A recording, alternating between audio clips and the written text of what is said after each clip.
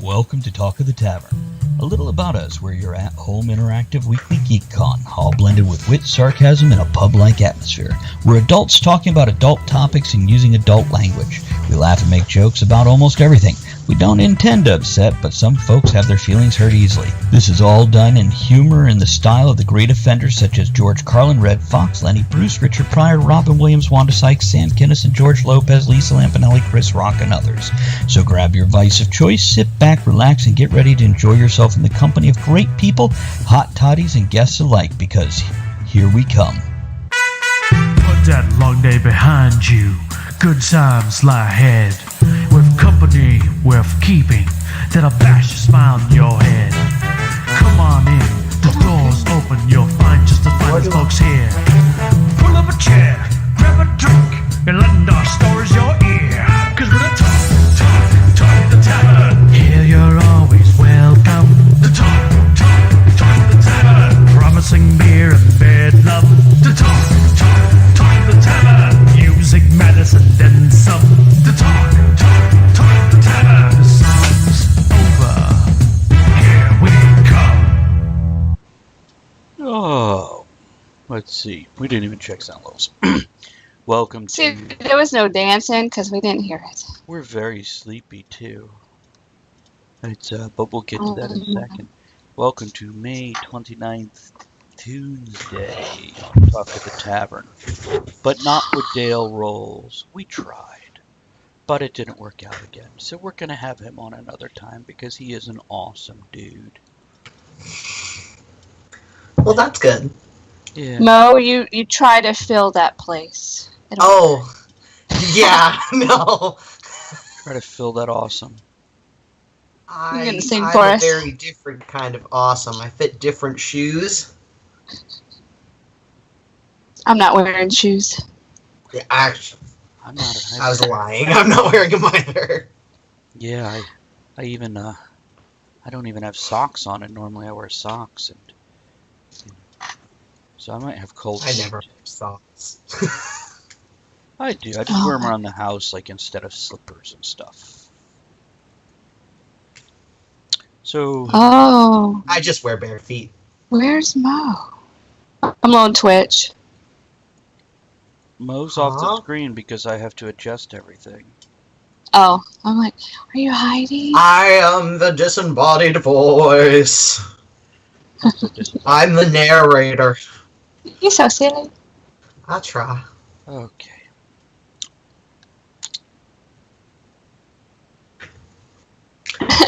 So how are y'all? Sleepy. And we're gonna hear more about that later, or Well, in a moment. Now's later. Or we're gonna nap. Okay, so we did our usual show last night, and I was like by 11:30, which is a half hour after we got off air. I'm just wiped out. I'm like, oh, let's just go to bed. And Andrew's like, yay, and we go to the bed. 2.5 hours later, we finally fall asleep. Aha! You fall asleep. Okay. I found a new show, Oh! so I'm Netflixing. We had to go put on something she's already seen so she could go to sleep. So then, Yeah. 3:45 in the morning, I wake up with really weird, what should be like scary dreams, but they're just ridiculous to me because I don't usually get scared in dreams. And a splitting headache. Like just like Oh. another hour this thing is a migraine. So I got up, took some headache medicine, laid back down. And then we got up at 5:30 to take my son to school. Ew! Yeah, That's early. it is. Well, it's an hour and a half drive to his school. So there we go. Yeah, exactly. It's so we did that, and then we got home. At about 9 a.m., we laid back down. And we went, okay, this is good. And we napped. And then the alarm went off. And Andrew went, Travis. And I went, and she went, click. And at 12:30, a little bit after we're supposed to be awake and on the computers and prepping the show, I finally went, oh, look, it's 12:30. We should get up. And she's like, I'm so sorry. I'm like, it's okay. And we meander zombie moseyed around the house and got coffee made and got everything set up. Here's the thing. I blame the cats. They were purring. They got around me and started purring. And it's like a spell to put you to sleep. Yes, it is. True. Neither of our cats do that, though. You want a couple? We have a few.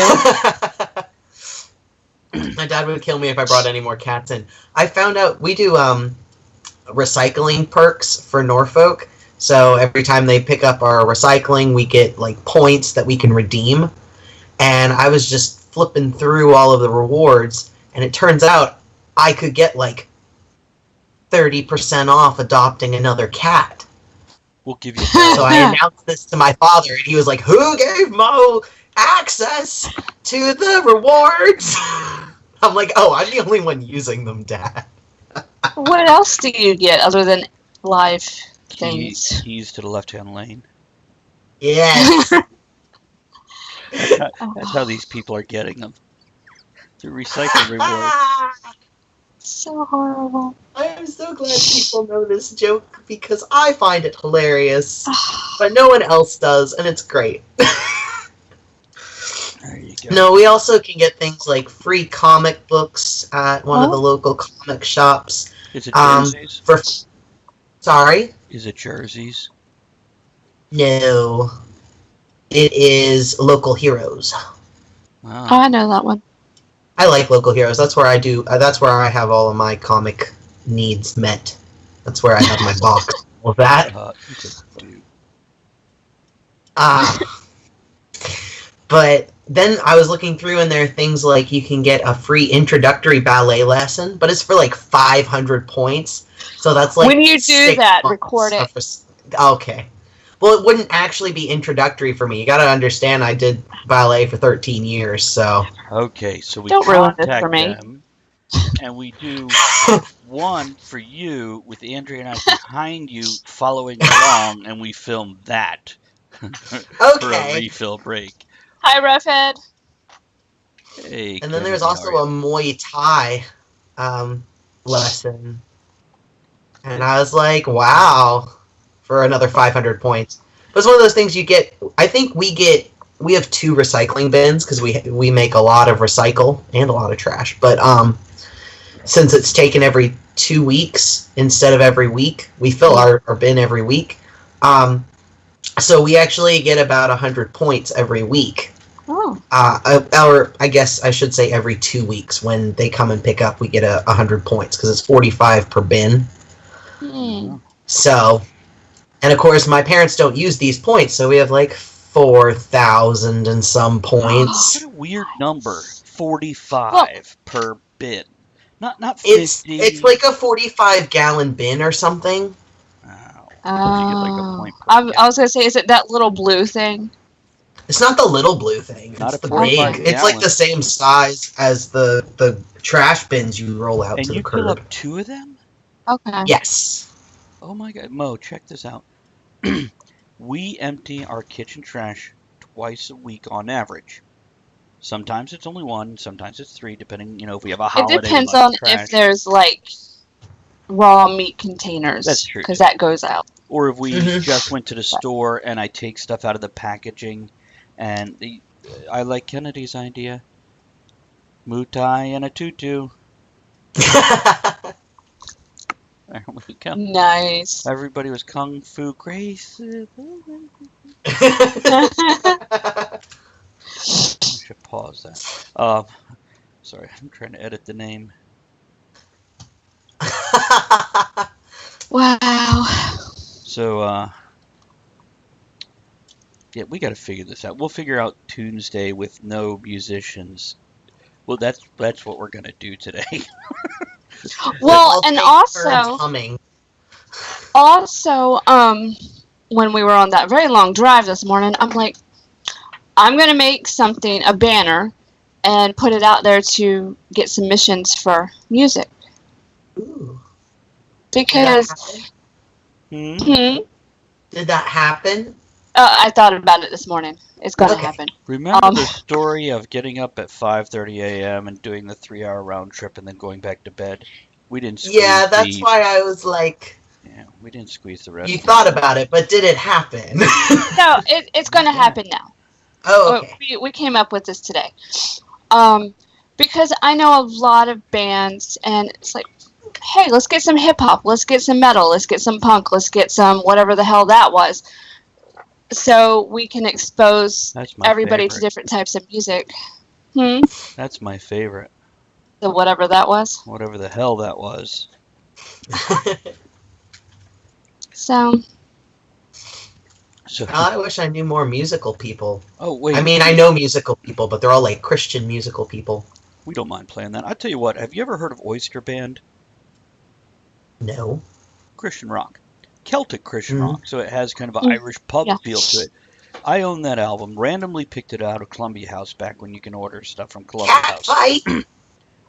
Yeah, they're definitely riled up this morning. Giraffe, that's what they take do. your claws out of the curtain. Giraffe, He likes to climb. He's a climber. take that. No, Giraffe is not a climber. He is a lay on he the thinks he's floor a climber. and low surface. Get your claw out. Giraffe thinks he's a climber. Fish likes to eat the curtain. I Ah. don't understand. Anyhow, he only likes to eat the hairy curtain. Right, where was I? What was I babbling about? Oyster Band, Christian, Okay, Celt. Oyster Band, yeah. I listened to that thing for like a year and a half before I realized it's Christian rock. And I'm like, this is Christian rock done right, where you can listen to it and not immediately go, oh, this is all about somebody's religion. No, but if you Mhm. listen to it with that in mind, that they're a Christian rock band, you're like, this is all about You're like, oh, and it's great. that's how they get more exposure if you have a sound like that instead of. It's I didn't realize. Mhm. Oh, sorry. No, go on. Oh, I listened to Need to Breathe for a long time. I'm not sure if it's pop or rock or what it is, but it's a band, and I listened to it for years. And then I went to Christian middle school, and then they were like playing Need to Breathe over in the corner, and I was like, oh, this is a Christian. Like, I'd never made that But once connection you knew it was, before, you so- heard it. Yes. Yeah, you're like, oh, it really is. Okay, I hear it in everything they're doing now. But it wasn't bad or anything. It was just one of those things like, oh, I just didn't realize. And Yeah, why not? I already talked about Dale and BB Black Dog and them not being here, right? Did I do that? And said we'll get them on again next time because we had to be Yes. Because awesome. they're awesome. Mo had to live up to being awesome instead, and yeah, that just fell short. Mo is awesome. I try to be. I don't always make the cut. Oh, I know what I want to talk about. Or tell me about your adventures in the colon. Oh, it was great. I strolled through the stroll in Colon this past weekend. It was wonderful. Quick in and out experience. I had one of those.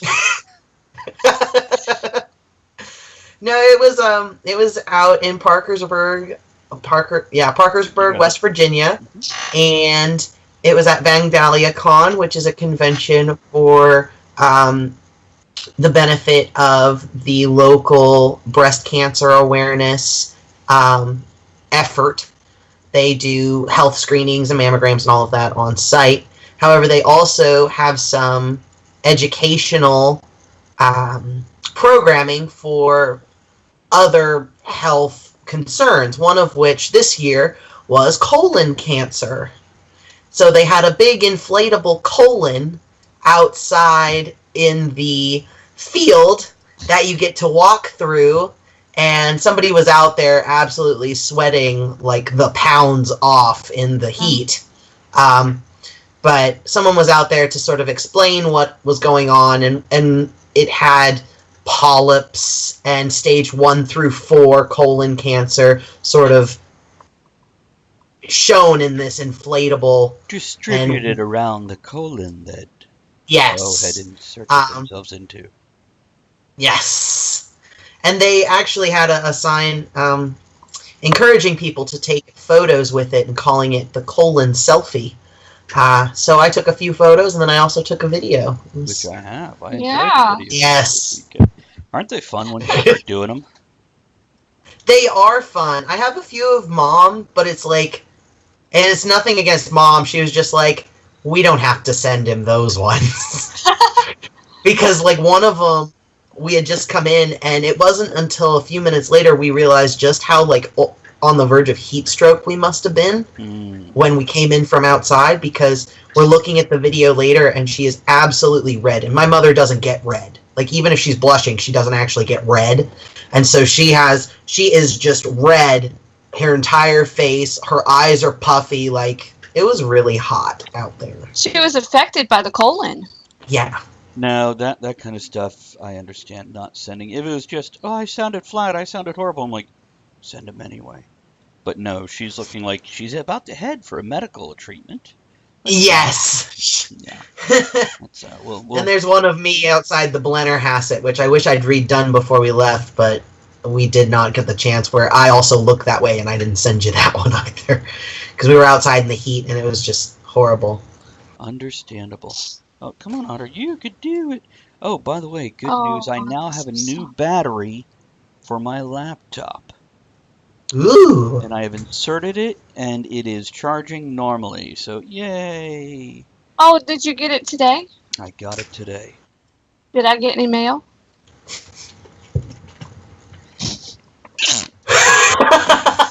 I don't know.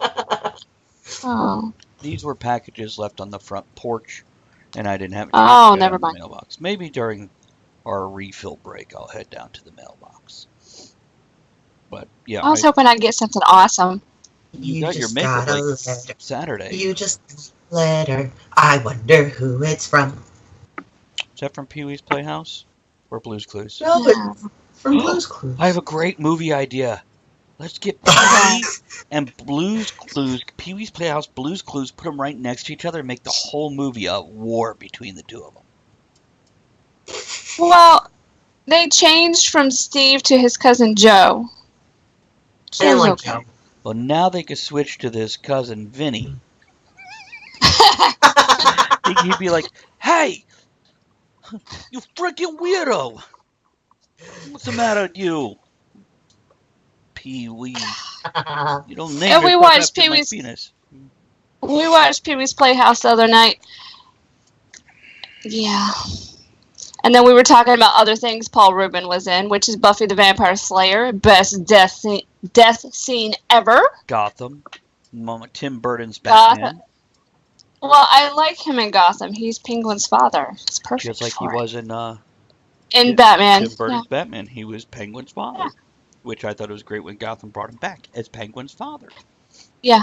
It's, Oh my god. whoever had that idea was a genius. Because I tell you what, Have you ever seen... Oh, go ahead. No, go on. I was going to say, Mo, have you ever seen Masterminds? No. You got Netflix? I do have Netflix. I highly recommend this movie.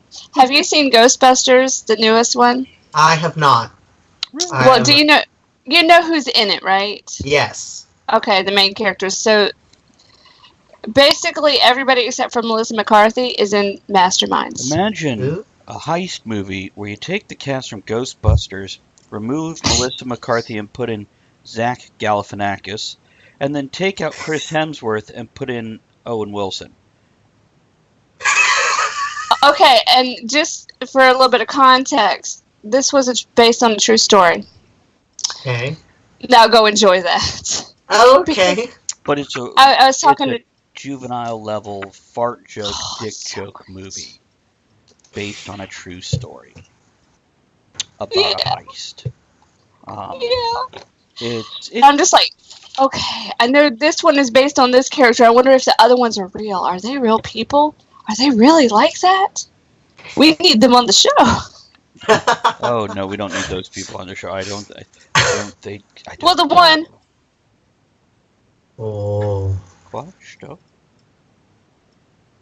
What one? You know, What? the one character, my favorite Oh character. yes, I know which one. I don't want to ruin the... no spoilers. Okay. Here, I'm gonna do this for you. No, you haven't seen Ghostbusters. Okay. Kate McKinnon. This is Are funny. you familiar with Kate McKinnon? Yes.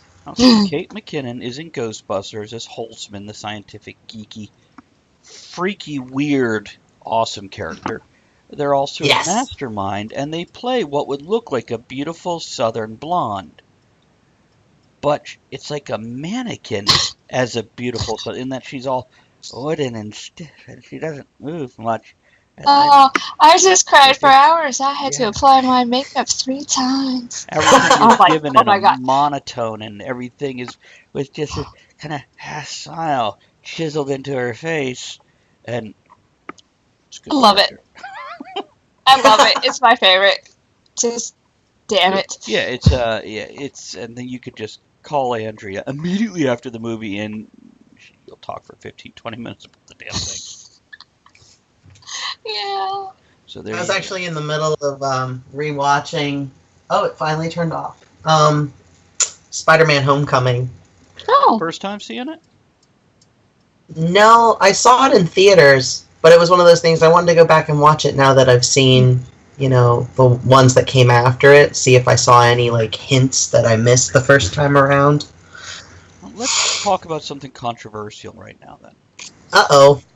So what do you think of the Andrew Garfield Spider-Man movies? I liked them, but I didn't like Andrew Garfield. Like, they weren't like the comics to me. Like, I didn't feel like they fit very well. I like But- them as well. I don't know why people hate them. Now, watching them, I could pick out flaws. There's flaws in all movies. As for Andrew, he was the modern kind of outcast. Instead of going with Peter Parker as a nerd, they just went with him as a social outcast. And that's what they did. Andrew Garfield's the modern social outcast, is not the nerdy guy anymore. Mm-hmm. So, and that's what they did.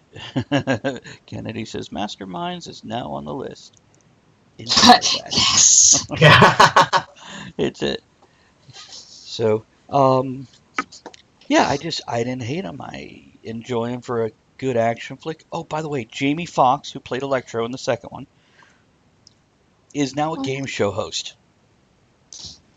He's got his own We game heard that show on the radio. Fox Network of all things, and Oh, I'm just like, wow, how much did he have to suck to go from major blockbusters to game show host? Did he get boycotted in Hollywood for some reason? I don't know. Well, I don't think that's the issue. The way I see it is game show is like a steady gig. It could be. Oh, they've got Because, like Steve Harvey went to game shows, and so, I don't know. they have a reveal for Wonder Woman 2. Cheetah is the villain, and they've got a bit of a video reveal on IMDb. That's cool. And of course, in just a short 17 days, Incredibles 2 comes out. I'm so excited. Oh my god, they're going to play in the theater a double feature with the first one and the second one. I want to go. Incredibles was one of those movies that I still like to go back and watch now. There are a lot of the movies I watched when I was little, which I know, like, when were you little? You're not little anymore. No. But when I was little, there were a lot of that. Now I go back and I don't even want to watch some of the ones that I really liked. Like, what were they? I watched a lot. I didn't enjoy them when I was little either, bear in mind, but I watched a lot of the Disney Sinbad, and I think this is Disney and DreamWorks, but Sinbad, and I still watch Prince of Egypt, but Sleeping Beauty, I never liked Sleeping Beauty or Snow White. I like Snow White. I loved The Little Mermaid. I have trouble watching it now. Hey, Kennedy, here's to you, buddy. And then, of course, I've never even seen Lion King, but I've done it on purpose that way. Lion King is a worthwhile movie to see. But as for the other ones, what I'm hearing is you didn't necessarily enjoy the princess movies, which I didn't either. It was before my era. I had better movies out there. And then there was a series of movies in the late 90s that excuse me, that competed with the regular Disney movies. 89 Little Mermaid came out, and then you had Lion The King. penis towers. Yeah, you had Lion King, Aladdin, et cetera, coming after that. Beauty and the Beast, Ratatouille, and this. Oh, that's Pixar. But anyhow, this changed the industry. Those movies. But they did 5 years of good movies, and then they went into crap movies again. And all of us that were like, "Yay, Disney movies are good." Fuck, where'd it go? Well, the thing is, there was also there was a point where Disney had two different production teams, one stationed in California and one in Florida. And when I go back and I look at all the ones that I liked, and I'm sure these are the ones that you're saying were lesser because that's the small point of time when everything was coming out of the Florida office. I actually enjoy most of the ones that came out of the Florida office for that time. And it's when they had to scale back the animations coming out of the California office because that's when California office was learning how to do 3D animation. That's when they were first learning from Pixar. And about 10 years prior to that, Pixar was first learning from the VeggieTales guys. So... Oh, VeggieTales. You know how Pixar got their start, right? No. They were like college kids who basically started their own company immediately after college, and Disney went, "Oh, we like your work from your sample with the bouncing light, that first short. We'll put you on a 3-movie contract." And Pixar went, "Okay." Well, at the end of that 3-movie contract, Pixar had a choice. It was up to them if they wanted to renew it. So Pixar could have totally broke away from Disney and gone off on their own, but they decided to stick with Disney. Well, now look at them. Good job. Yeah, I think they would have been successful either way. They had a great product, but then again, Disney's money behind you to get the writers and the voices. Yeah, I was going to say Disney has helped them get that. They could have gotten big, but I think Disney helped them do it quicker. I agree. So. I also found out the other day, I was looking at job opportunities, but I was looking at places I think I'd actually like to work. I try to look there first and then just go to the catch-all and look up stuff. So, of course, I go through places that, like, anime retailers and stuff, like big online retailers and stuff first, looking for mathematical and analytic and logistics sort of work. And I actually ended up over at Blizzard's site, and I was reading the story behind Blizzard Entertainment and Blizzard Games, and they were 3 guys out of, gaming school that went, we can't find a job, we're going to make our own. And now they use that to their advantage. They run student contests every year now for new art and character designs and such. That if you win, you get to go and you get a tour of the facility, you get a first pick on entry-level positions and stuff like that. So I was really interested in that, but of course that's the art side, and I haven't academically or formally sought after artistic enlightenment. Well, what I'm Education. hearing There we from go. this is you need to get a few friends and start your own. I You wanna- keep looking. There's. Go on. Oh no, my mathematics degree is actually a gaming mathematics degree. If you look at it really There you go. closely, game mathematicians are probability, and on the one side, if you're talking about like first-person shooter games and you're talking about like Blizzard sort of games, your game mathematicians, they're doing probability because they're deciding what stats to give players at which times and how they can build their character. But also, they're working on things like physical mathematics, the mathematics behind flying, jumping, city growth, and plant growth, and all of that, so that you can have a more realistic world. They used a lot of that actually in Moana for the all of the rendering for the water, for the hair, for the islands and where everything is grown up on the islands. I was really excited when I heard about all that, because that's what my Nice. mathematics is actually like built Oh. for. I can So, couple okay. comments from Kennedy here. Sorry, Kennedy, we got caught up with other stuff and didn't look at the chat. Roughhead points out, Kennedy points out Pat Sajak makes a ton. He still hasn't seen Oh, the yeah. new Ghostbuster movie and worked in the movie theater when Ghostbusters came out in the 80s twice. So there we go. Wow. okay. Yeah, what are you going to say there, Andrea? I was going to say, all right, what I'm hearing is you have this stuff that applies to movie making. You know Elizabeth. Yes, I do. She writes stuff for movie making. Okay. Now you need a couple more people. We got this. And she directs also. She and I have started working on a few scripts. We were talking about doing a whole YouTube channel where we do short movies that are anywhere 3 minutes to 30 minutes. All I'm saying That'd is be cool. there's opportunities here, and like you guys starting your own Twitch channels and everything, if we work on stuff together, that's good too. Oh, yes. I thought, okay, because I'm learning the OBS and everything. Like, oh, well, maybe we can have it where we're all on Skype together. We do our own show. Well, we do a group thing, but it's on our each individual channels.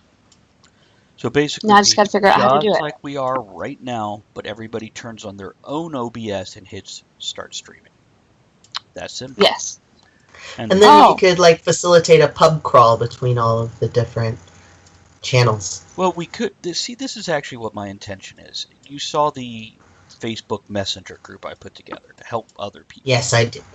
Now, when somebody hits partner, and you can do what they call create a team, which is different from communities. And basically, it's a team of your broadcasters, your friends, that you want to be within one conglomerate type team. Mm-hmm. Couldn't find Elizabeth's contact info. Picklemanproductions.com and Pickleman Productions on IMDb. I'm pulling it up right now. I'll drop you a link, dude. Well, I forgot the M. Picklema Productions? No.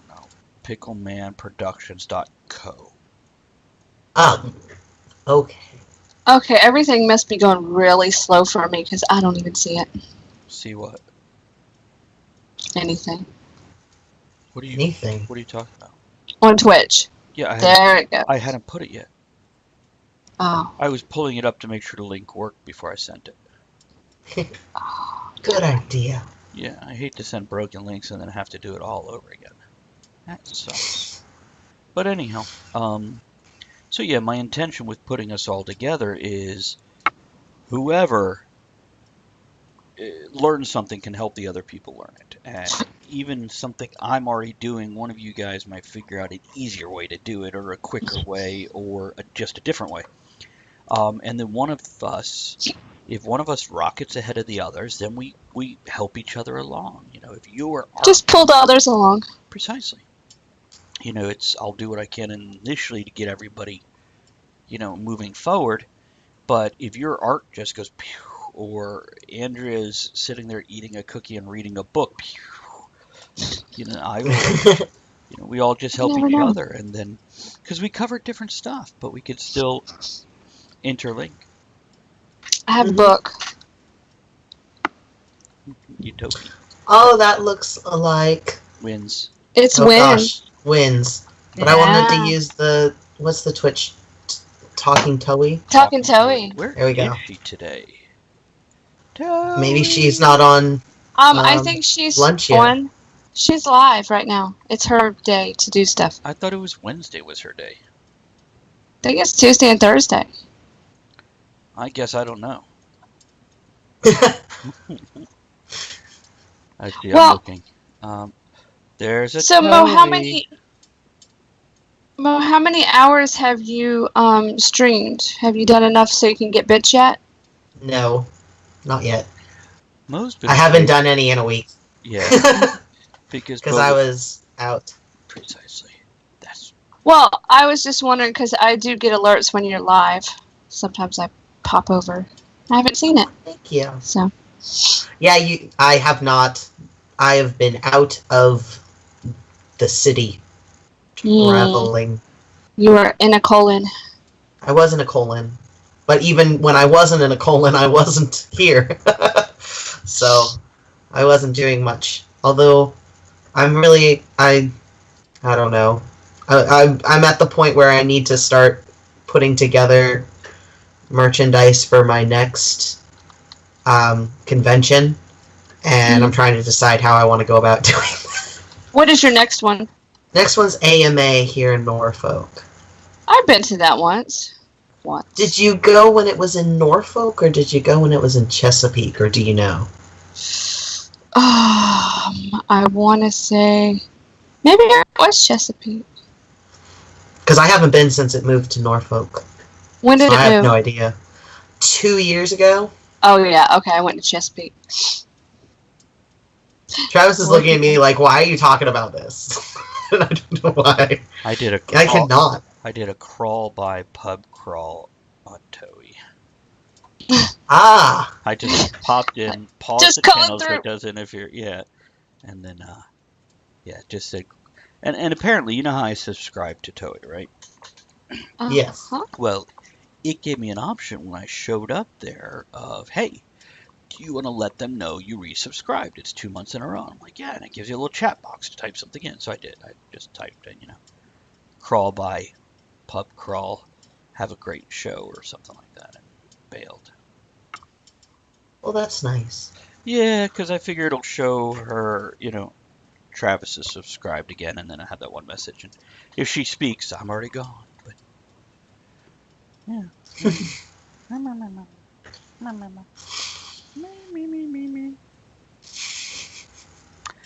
So what are we at? 1:37. I tell you what, we'll chit chat for another 20 minutes, or 15 minutes, go into the refill break. And then when we come back, we'll start planning what to do on Tuesday in particular, because that's the one we've had the issues with.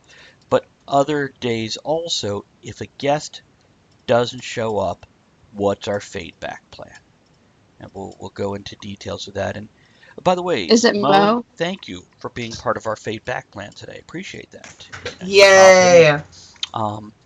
At this point in time, it's in your schedule where you can do this sort of thing, so nice. Yes. Well, I'm like, if Mo can come on, even if they're just busy, put the camera down and draw.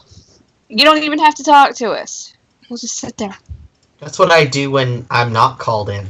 I sit here and draw. You could point your camera at whatever you're working on, and we don't need to see your face. Still join in the conversation and draw the whole time if you want. We don't mind. Well, because when Sean Durrington was on, he did that. And it was great. Just sitting there watching, having a conversation. Very entertaining. Yeah. Ooh. He actually set up...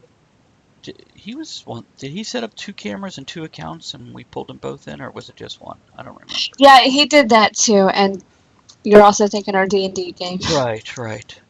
It's, Mo, let us know if you want to play D&D. I always want to play D&D.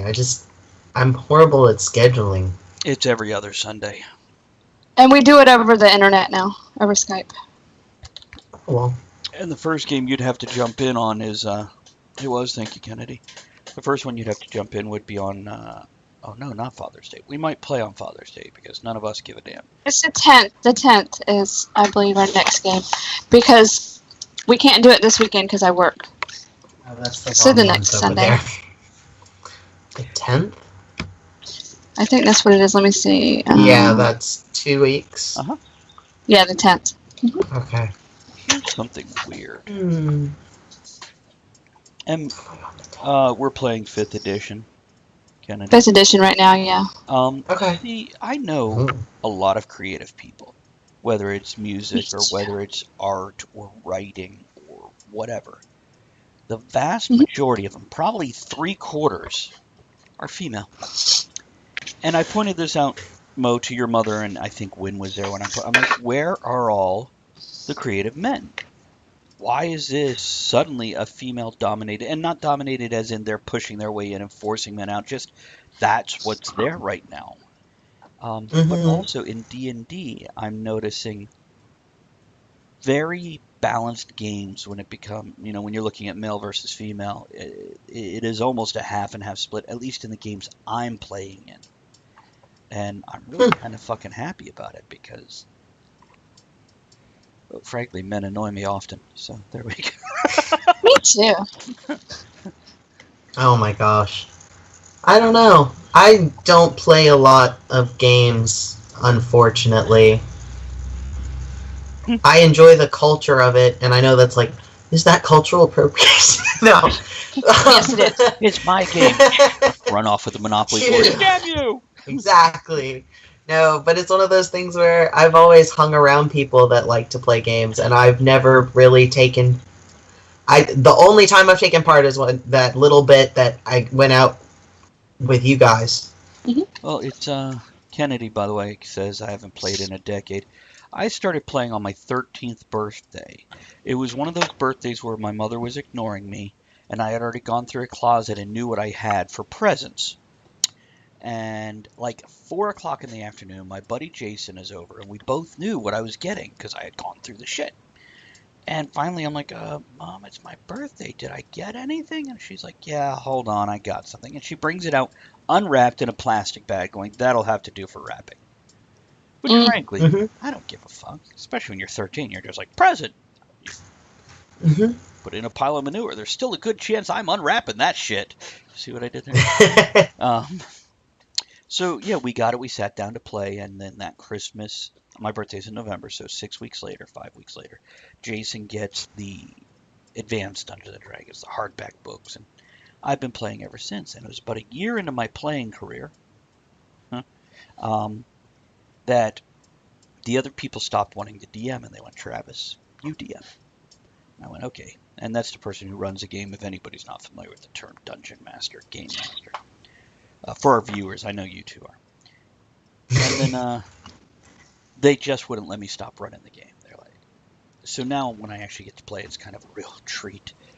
But it was one of the two most formative points in my life. One is when I got Star Wars toys instead of a racetrack. The other one is when D&D came into my life. Because I was already a heavy reader and writing stories in my head and stuff like that. So this definitely gave it impetus. I was just raised a nerd. You have like this formative moment when you became a nerd. No, see, I have other things that I've looked back on. Like people ask, "Oh, were you always a writer?" And I'm like, "No. But I did carry a pad around to take notes even when I was like 6 years old. And I remember getting books. They had paper then? They did. It was very expensive, and you only got one sheet, and then you'd wipe with it and flush. So anyhow, I remember getting my first books from a book club when I'm like 6, 7 years old, and cherishing and looking forward to the next one. And I never wrote in my books. And in middle school, I remember, I got a paper due on something, and I wrote it before class, my only research being, and it was French foods. And the way I researched what was French foods and wasn't not, I got a dictionary out and wrote my whole report using a dictionary as my source. And got an A+ on it. Nice. And I always loved essay questions, and there was just all these things as I came to realize I've been a writer since I was very young. I just never realized these are the signs, the warning signs, the danger signs. But yeah, the storytelling with the Star Wars characters and toys, and the storytelling with the Dungeons and Dragons, it was all just leaning into my nature. I mean, even with my race cars, they were like little motorized scooters for my Star Wars guys, or they still had, Hot Wheels had names printed on the bottom. Did you know that? Yes. Okay, so those were the character names, and I still remember I had a red Ferrari. It was Race Bait 308, and I remember as a kid driving it around on the floor. My brother had like the Camaro from Smokey and the Bandit. He had a douchebag car. I had the cool Nice. one. It was applicable. But yeah, I remember Race Bait 308, Race Bait 308, as the crowd chanted the car's name and the car, Obviously. That's how cars work, yeah? Yeah. They rumble around. They jitter. That's what all our cars do. That's Of course, true. they're all, like, as old as I am. Not all of them. Most of them. That's a good point right there. I'm guessing. I think, like, if I think of formative moments of my life, and I know it's like, I'm much younger, so I'm sure there's still more formative moments to come. Sure. But, like, the ones that I think of are not like the ones you think of, which makes sense. But it's like I remember being squished into a Wagoneer, a Jeep Wagoneer, with 5 other people. All of them are adults, and I'm this like 6-year-old, so I was allowed in the middle of the front bench seat. Mm-hmm. And so you got one leg on either side of the stick shift, and Dad's driving. Yeah.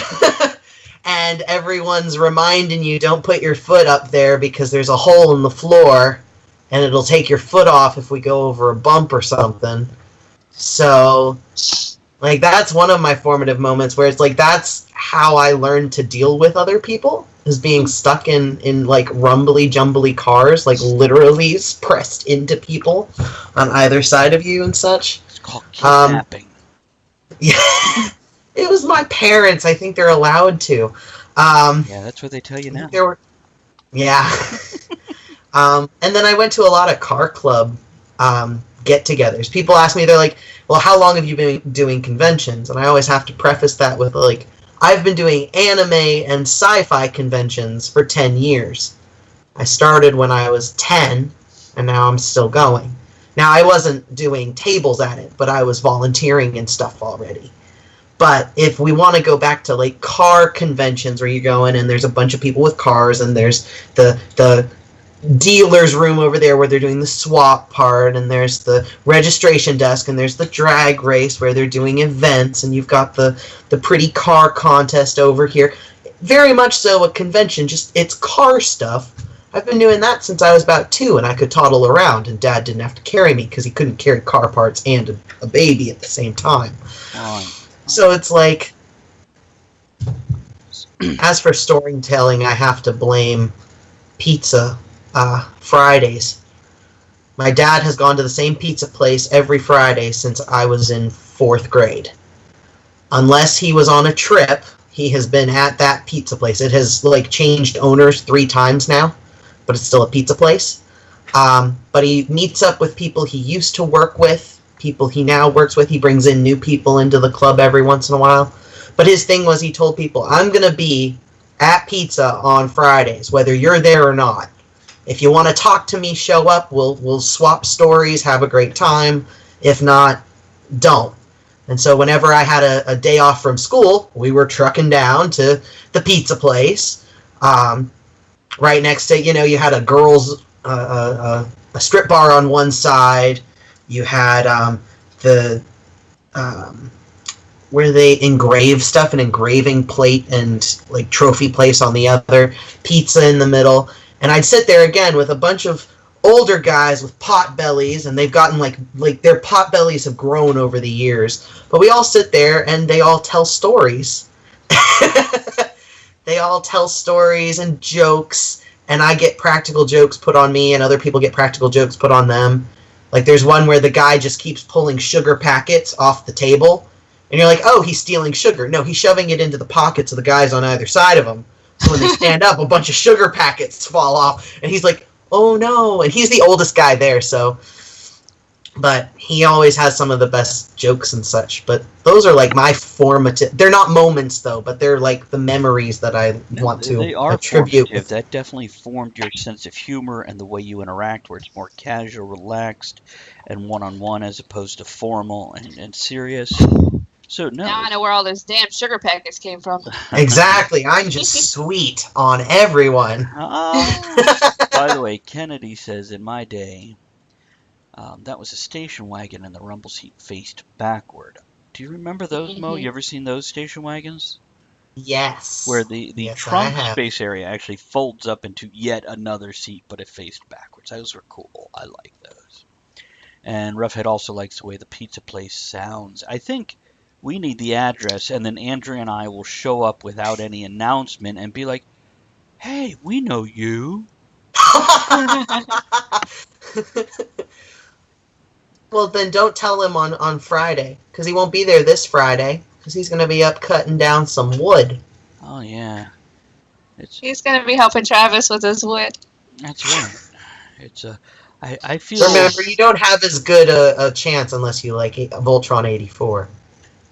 well, I have no chance with what. I've never, Mo, the whole thing about like Voltron was kind of one of America's first anime programs to come in. Yes. I have never liked the art style. I don't hate it. I don't despise it. I'm not repulsed by it. I just don't. I'm not drawn to it at all. No pun intended. Um, Oh, no, it's fine. so I don't care. even now, with the anime that's coming in, people are like, these are great, but something about just that style pulls me out of it. And it bothers me because I want to enjoy it. They're great stories from what other people say. Andrea, what was the live action thing we were watching that was? It was like anime and live action put together. We're just a week ago. I don't know. I don't remember. It's there was very anime elements to some. Oh! Was it Speed Racer? It was Speed Racer. My dad really likes Speed Racer. Have you seen the movie? I like Speed Racer. Yes. Okay, we just Yeah, we watched have it. Okay, yeah, we just watched It's it. got great colors. It's so pretty. Mm-hmm. My mom, I guess, it was one of those things where someone had to ask me, where did you get your love of... I've been doing these anime and fandom conventions. And so people come up and they're like, well, what was the first fan fiction you ever wrote? Or how did you get into fan fiction? Or how did you get into anime? And I'm like, well, I can all trace that back to my mother, because she was an anime fan before I was an anime fan. She loves Star Blazers and Harlock and Voltron, and she knows other ones, but those are the three I really know, and then that I've watched with her. So when I got into anime, there wasn't this big, ugh. She was like, oh, I know what you're watching. I watched that when I was your age. There's nothing wrong with this. So, there was no, you shouldn't get into that from my family. And then when it was fan fiction, my mom's the one that actually was writing fan fiction before I ever got into it, on Sink Into Your Eyes. And so it's one of those things where I'm Sink Into Your Eyes. Is that an anime? It was no, it's a fandom. It's actually a Harry Potter fan fiction site. Oh, okay. Yeah. But it only allowed for canon ships. So, it was a... No slash fic. Well, no, there were very specific slash fics that were allowed. Like, you could have, a Remus and Sirius, because that's never, truly said it wouldn't happen in the books. But you couldn't do, Harry and Draco. Well, they never said that wouldn't happen. There could be I know. angry sex. I know. That's why there were problems with it, but my mom had very specific Harry, ones, like that was St. insinuated Margaret's. in the movie.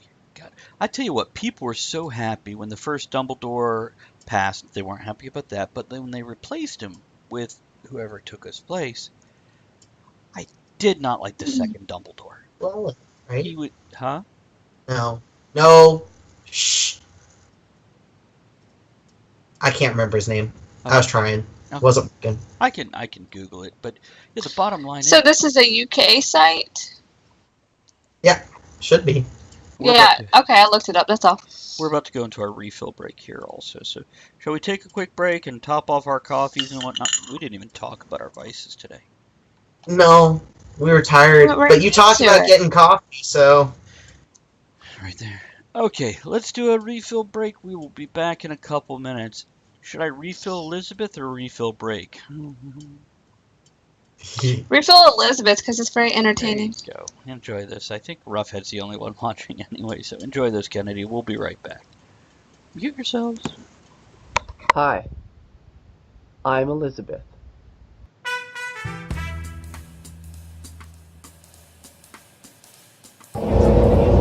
And now, for the continuing adventures of the Bus Wanker. What are we doing?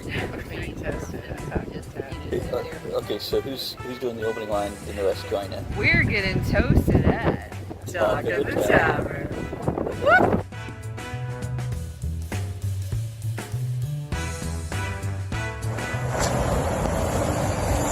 Elizabeth from New York, and I'm getting toasted at Talk of the Tavern. Woo, baby!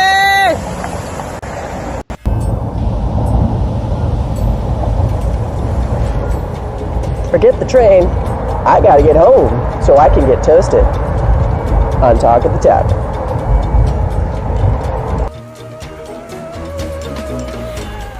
You're not gonna get the LOL. I'm telling you right now, you're not gonna get it. Keep that to know. I just want to get toasted. Talk of the Tavern. I don't want nobody paying on the train. Come on. I just want to get toasted on Talk of the Tavern. Come on.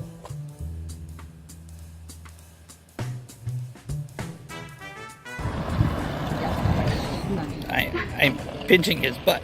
You got toasted at Talk of the Tavern. I'm smacking the ass. Smack the ass. Smack the ass. Oh. I smack it. And then I wipe.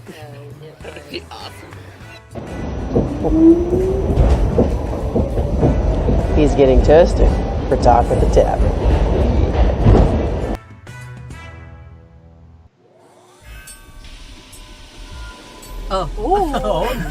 We're all together, and guess what we're gonna do? We're gonna get toasted at Talk of the Tavern. Yeah, baby. I was hoping we'd do that in unison.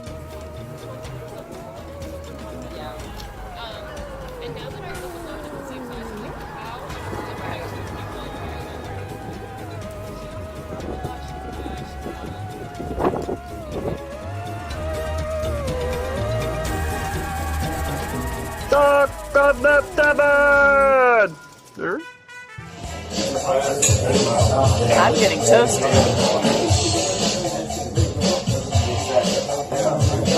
at Talk of the Tavern.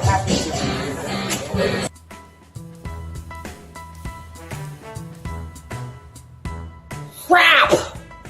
Another French press broken. Well, what are you going to do? I'll tell you what you're going to do. Stainless steel, baby.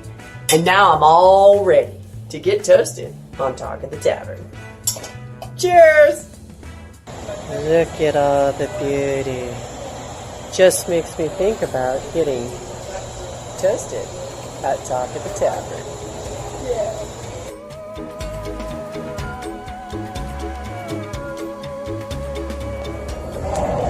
Hey, this is Pickle Lady up in New York, and I got toasted on Talk of the Tavern. Cheers! I'm at my school. They're rehearsing, and all I can think about is getting toasted at Talk of the Tavern. Oh!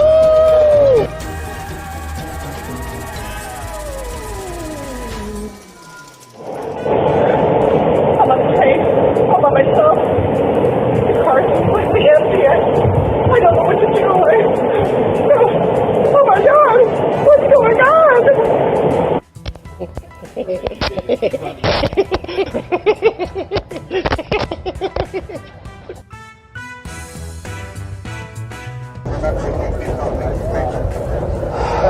So looking forward to getting toasted on Talk of the Tavern. We're getting toasted at Talk of the Tavern!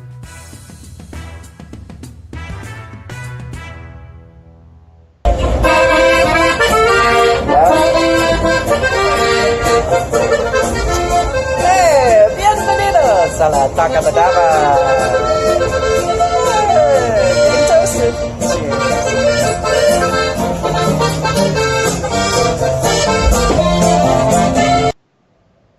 Yeah. And we're back. And yeah, Kennedy, I agree, by the way. The first double door was better. So, I just found the other guy a little creepy, a little too wispy, a little too pedophilic. It's not because I have any great affinity for Richard Chamberlain. Was that the one that played the first one? I'd have to look it up. So, I don't remember. I got a birthday card. read it out. The pop, fizz, clink.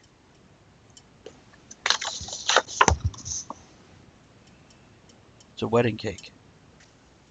It says birthday greetings. Oh, is that what it says? Oh, okay. Is that a sticker? Is that a birthday cake inside? Yeah, I thought it was a sticker. It's not. I don't know. It is a sticker. Where are the Not one I could. Bust. What about her bust? Hmm? No, that's a plus. Oh, Stickers. flats of fluff. I love stickers. Well, because when they came to the party, they were like, "Oh, we have a card for you." Forgot where it was, and there it is. It must have been in her mailbox the whole time. It was. Where are the skippers? I don't know. Probably doing dinosaur things. Probably. They were on last night. So, shall we discuss this thing about what we do on Tuesday or other days people don't show up? Come up with a format or some kind of vague plan that's easy to fill without much thinking? Well, during the other days, it's different. This day is harder. Okay, see, here's the problem for all of you out there listening, and Mo. Not that you're not out there listening, but whatever. I'm in here listening. Well, I'm concerned with, they have, like YouTube, if you play copyrighted material, YouTube earmarks it so other people make money off of it. Okay, that's cool. Twitch just mutes that shit, so you can't hear it in the playback once you're playing it back. But if you play it live, but they're like, oh, we can ban you for playing copyrighted material. Now, the only time I've had them do it is when I played like Billy Joel. So I'm... Squirrel, you're a spaz. Let me get that stuff out of your way, you little spaz. What do we got here? Is there anything I want? Volunteer, fire department, Geico, and a cigar magazine. Oh, that's kind of a funny picture. Here, can you see that picture, Mo? I can. Oh, And for everybody else, it's just a guy with a stack of cigars and he's got a knife and a fork. I don't it's even not look. how you do it. I know. I wonder if you could get the mug. Oh, wow, you could get the mug. So on the front here, they have this, okay? Mm-hmm. And you can order those cigars and get the mug also. And the mug says Man of War and has a little Trojan helmet on it. Oh, that's cool. Let's see how much that is. A lot. Let's see, as low as $75. I'll get you a cup and I'll write that on there. You'll be all right. There you go. It's from the Dollar Tree. Hmm. But they have cool names, like the name of their cigars are Virtue, Man of War, Legend, Damnation, and Ruination. Doesn't mean they're good. No, just because they have good names. No, we're a cool That's how they band. get you. It is. Well, it's They sound like the top headliners at your local gentleman's club. Yeah, it is. Or a metal So- band lineup. Mm-hmm. You were saying that copyright. Okay, but I think with the smaller bands that have given me verbal permission, A, that should be good enough. B, I can send them a electronic contract that they can give me permission to use their music, etc. So I think it's worth running the smaller bands on Tuesday. If they're on air with us, then definitely I'm going to run it, not worry about it. Mhm. Mm-hmm. So far, so But good? if things happen, technical difficulties, and they don't show up, we still want to be able to play them and advertise their music. Yeah. So. It's or is there You another? should just make it slam poetry instead. Good. You guys start doing slam poetry. You start doing it, Mo. Go ahead. Wait! You can't just put me on the spot, which is exactly what would have to happen. I do have slam poetry I could say. It's just one of them's really long. It takes me like 13 minutes to get through. No one wants to listen to that. I'm trying to figure out if this is a poem or not. It is a poem. Like an interactive It's one, just- apparently. Oh, no, not now. Hey! This is not the poem you were looking for. So all of our listeners out there, if you are an independent musician, band, whatever, or you know one, contact us at talkathetavern@gmail.com. Yeah, let us know what's going on. We'll play the music if they have some talent and they're not assholes. Mm-hmm. Neither one of those True. things can shift as time goes. Just saying.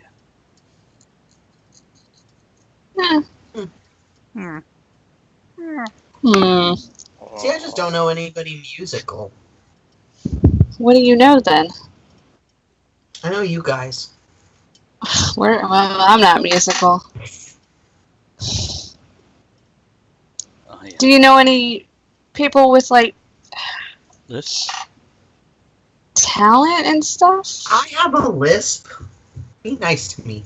No. I went to A speech lisp of therapy. what? Alex. I went to speech therapy for my lisp. So did I. Yeah. That's why I don't speak with one anymore, but I also move my mouth a lot. Wait, with sound or without sound coming out? Both. Gotcha. My Like tongue a is too large Japanese film. for the mouth. So that's why I have a lisp. And when I get tired, I stop moving my mouth as much, and then my lisp really comes out. My mom's like, dang, you're tired. You need to stop driving. Your tongue is too big So- for the mouth. Not your mouth, the mouth. It's got to be rough making out with you. It's like having a sponge stuffed in my face. It's horrible. Gosh, I actually had that discussion with someone the other day. They were saying something about how they don't really like French kissing people. Uh-huh. And I was Ooh la like, la. dude, nor do I. It's horrible enough to have this one in my mouth, let alone an extra one.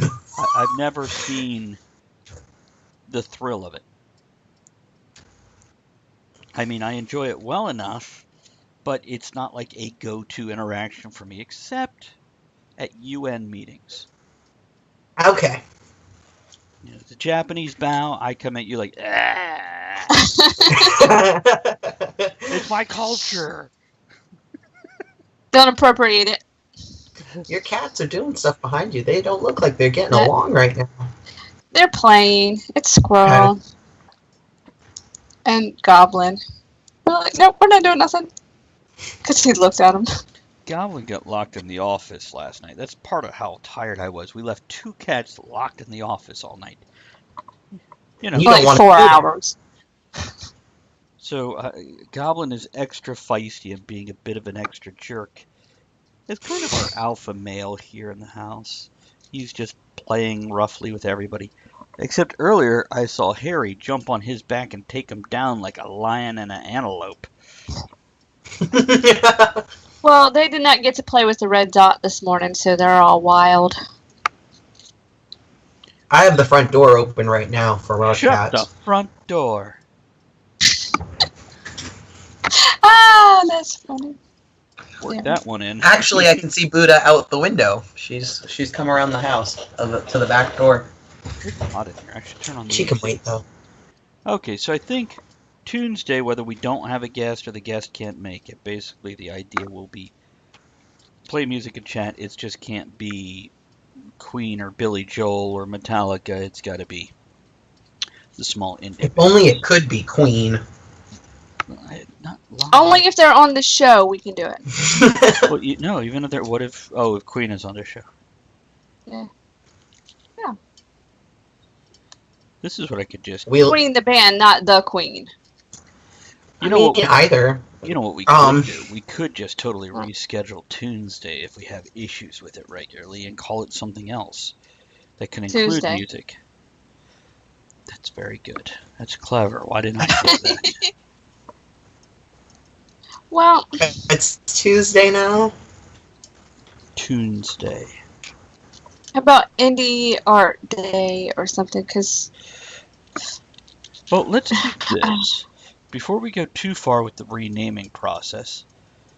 I don't want to make another banner. Well, I will, but I don't blame you. I think it's viable to not. See, because like this week we're supposed to have Dale on. Next week we got Lee from White Party Radio. After that, Zola Mark from Pink Cocoon. After that, Gabrielle Reel. My point is, we've got like a month of guests set up. I think we're doing okay with it being Tunesday. It's just a matter of making sure the guests show up. And things happen, and we understand that. They do. They do, and we do. We just take it personally. You happen? I did happen. Oh, wow. I got tomorrow. Tomorrow. We're going to have a troll on tomorrow. What's tomorrow? Who's tomorrow? Tomorrow is Scufflemoss. It's a troll. Okay. I'm just, kind of excited for that one. We've got to come up with some questions like, tell us about troll dating. How do you meet other trolls? What do you do on the first date? Do they also French kiss? We can find out. Of course, I could ask that from the audience if I'm tuned in. What's your go-to affectionate thing? Did you finish your story about French kissing and putting your tongue in other people's faces? Yeah. Okay. Yeah, that was it. It wasn't a long story. Unlike the tongue. True. It was like a giraffe. Tongue got stung by a bee, and that's what Mo's tongue is like. Poor giraffe. No, I'm not the only person in my family either. Like, my immediate family, yes. But it's a symptom of hemochromatosis. Ah. And so there's like an entire, like, wing of our family that has it. I'm sorry, you're not allowed to have that disease till you're 40 in the U.S. You want to have it now? Go to fucking Canada. I know, right? Only if you're female are you not allowed to have it till you're 40. So if you're a dude, you're okay? Yeah. Good plan. It's all come clear You're now. I want treatment. We're actually coming up on a year where I have to like get this treated again. We get to go through that process again. What did you wave your hand over? Oh, okay. So, is that an all of you sign, or is that just like upper body sign? Upper body. So what is? I don't know. Do we want to talk about this on the show today? How do we feel about that? I am open to, but okay. So what is the upper body treatment? We don't care. Upper body is different for everybody, but for me, it's going to be the double mastectomy. Oh wow! So did you have this before? Because you said treat it again. Oh, we're getting all of the information again. I tried to do this a year ago, and I was denied by my insurance. Why? So, because I had went to... My therapy was not with a... My therapy was religiously affiliated. That's right. I remember now. Yeah. Okay. Oh, yeah, those technical things. You could tell it again if you want others folks to hear it, but if you're just getting us to where we know what the hell you're talking about, that's good enough. I got you. I remember now. Okay. I mean, I can tell you. I just don't want to be too... It's not going to bother us. It's all up to you. Yeah, it's... the bottom line, I think only Kennedy is watching it, and I don't know how much he gives a damn. So you're going to actually be able to get the... How much pain is that? I mean, do you have, like, I can't lift over 5 pounds for 3 weeks or something with that? You're not supposed to lift more than 10 pounds for about a month. Okay. So, yes. And I know there's exercises or you won't be able to lift your arms. Oh. Yes. Because of muscle reconfiguring.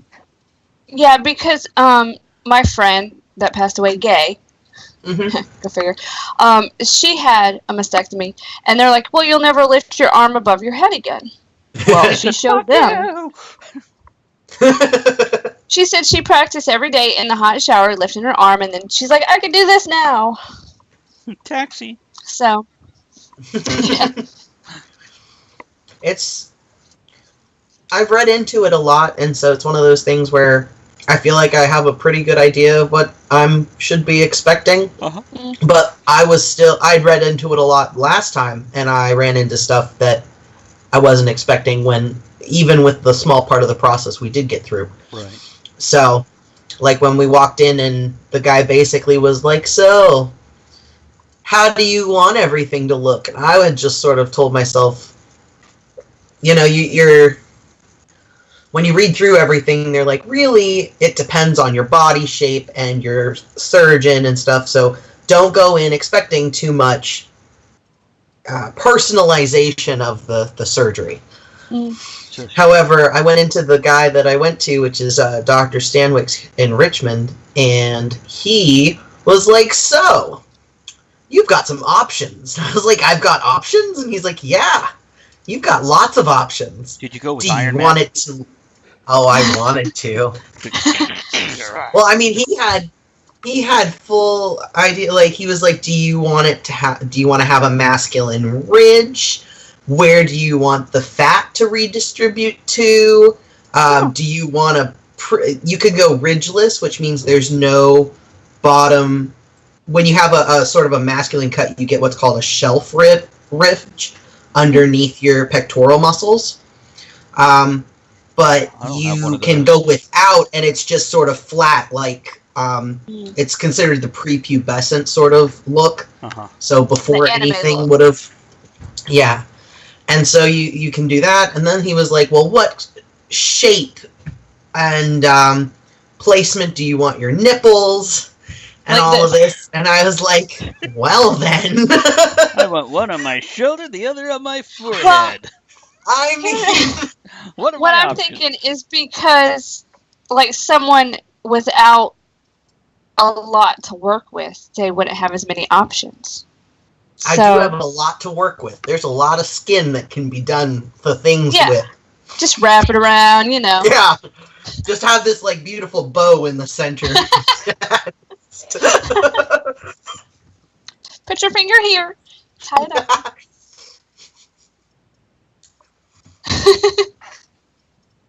Exactly. I mean, do boobs hang low? Do they wobble to and fro? No, the other day I was thinking of that song, but with one middle, I was thinking about, like, fat. Does your fat hang low? Does it wobble to and fro? And I'm like, yeah, I shouldn't sing this. I'm going to get in trouble. It's not like boobs or balls or dick, which, sing them with all those. No, as a teenage boy, all three of those things were things that applied to that song. Mm-hmm. Favorite new boobs. We all sang it to my Nana when she turned like 50 or something. It was in the card we gave her. It sang, and that's what it sang. So we all sang it to her. Nice. And she was like, great. Yes. It was like one of those can of worms. She unbuckled it and it went, Wah! Shot across her. That reminds me of Roger Rabbit with that one chick in Toontown where he walks in and thinks it's Jessica Rabbit, and then she turns around and is like, oh, man! Oh, my God. Okay. What? Yes? Pectoral shelf. I'm like, okay, let me see what this is. I Googled it, and it's all these pictures of Schwarzenegger and bodybuilders. Yeah. Like, it means you really only get it if you're really buff. Or if you have a surgery to scrape all of the fat from your chest. So it's like fake buff. That's great. Yeah. Yeah. Does that mean that your fat cells are missing, and as you gain weight when you hit certain ages, like, you won't get fat here, but you'll get fat other places? Yes and no. The idea is they don't take enough. So your fat cells, people go in and get like liposuction in their stomach region, and so some of the fat cells are removed. Now, fat cells can actually grow to any size. Right. So even if you have half of your fat cells removed, you can still be just as fat. It's just less cells are being fat. So the idea is they scrape them off of places that supposedly men don't have as much there. Like your butt. Because women have it all throughout their breasts to cushion everything, and to keep ducks from crossing streams and stuff inside of the breasts and the mammary Quack, tissue. quack. Yeah. And so there isn't, I thought you were going to very say rarely ducks. do you see someone with true fat on sort of the upper chest region on someone male.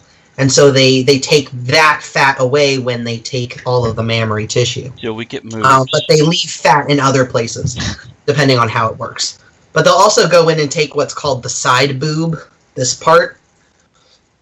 So, because otherwise there's so much, and they'll actually, it's weird, they'll use this skin to create that shelf that comes down instead of using skin from the actual chest or from the actual breast. See, because it just makes it a little bit easier to work with. in the beginning, I totally thought you were saying it stops the ducks from crossing the street.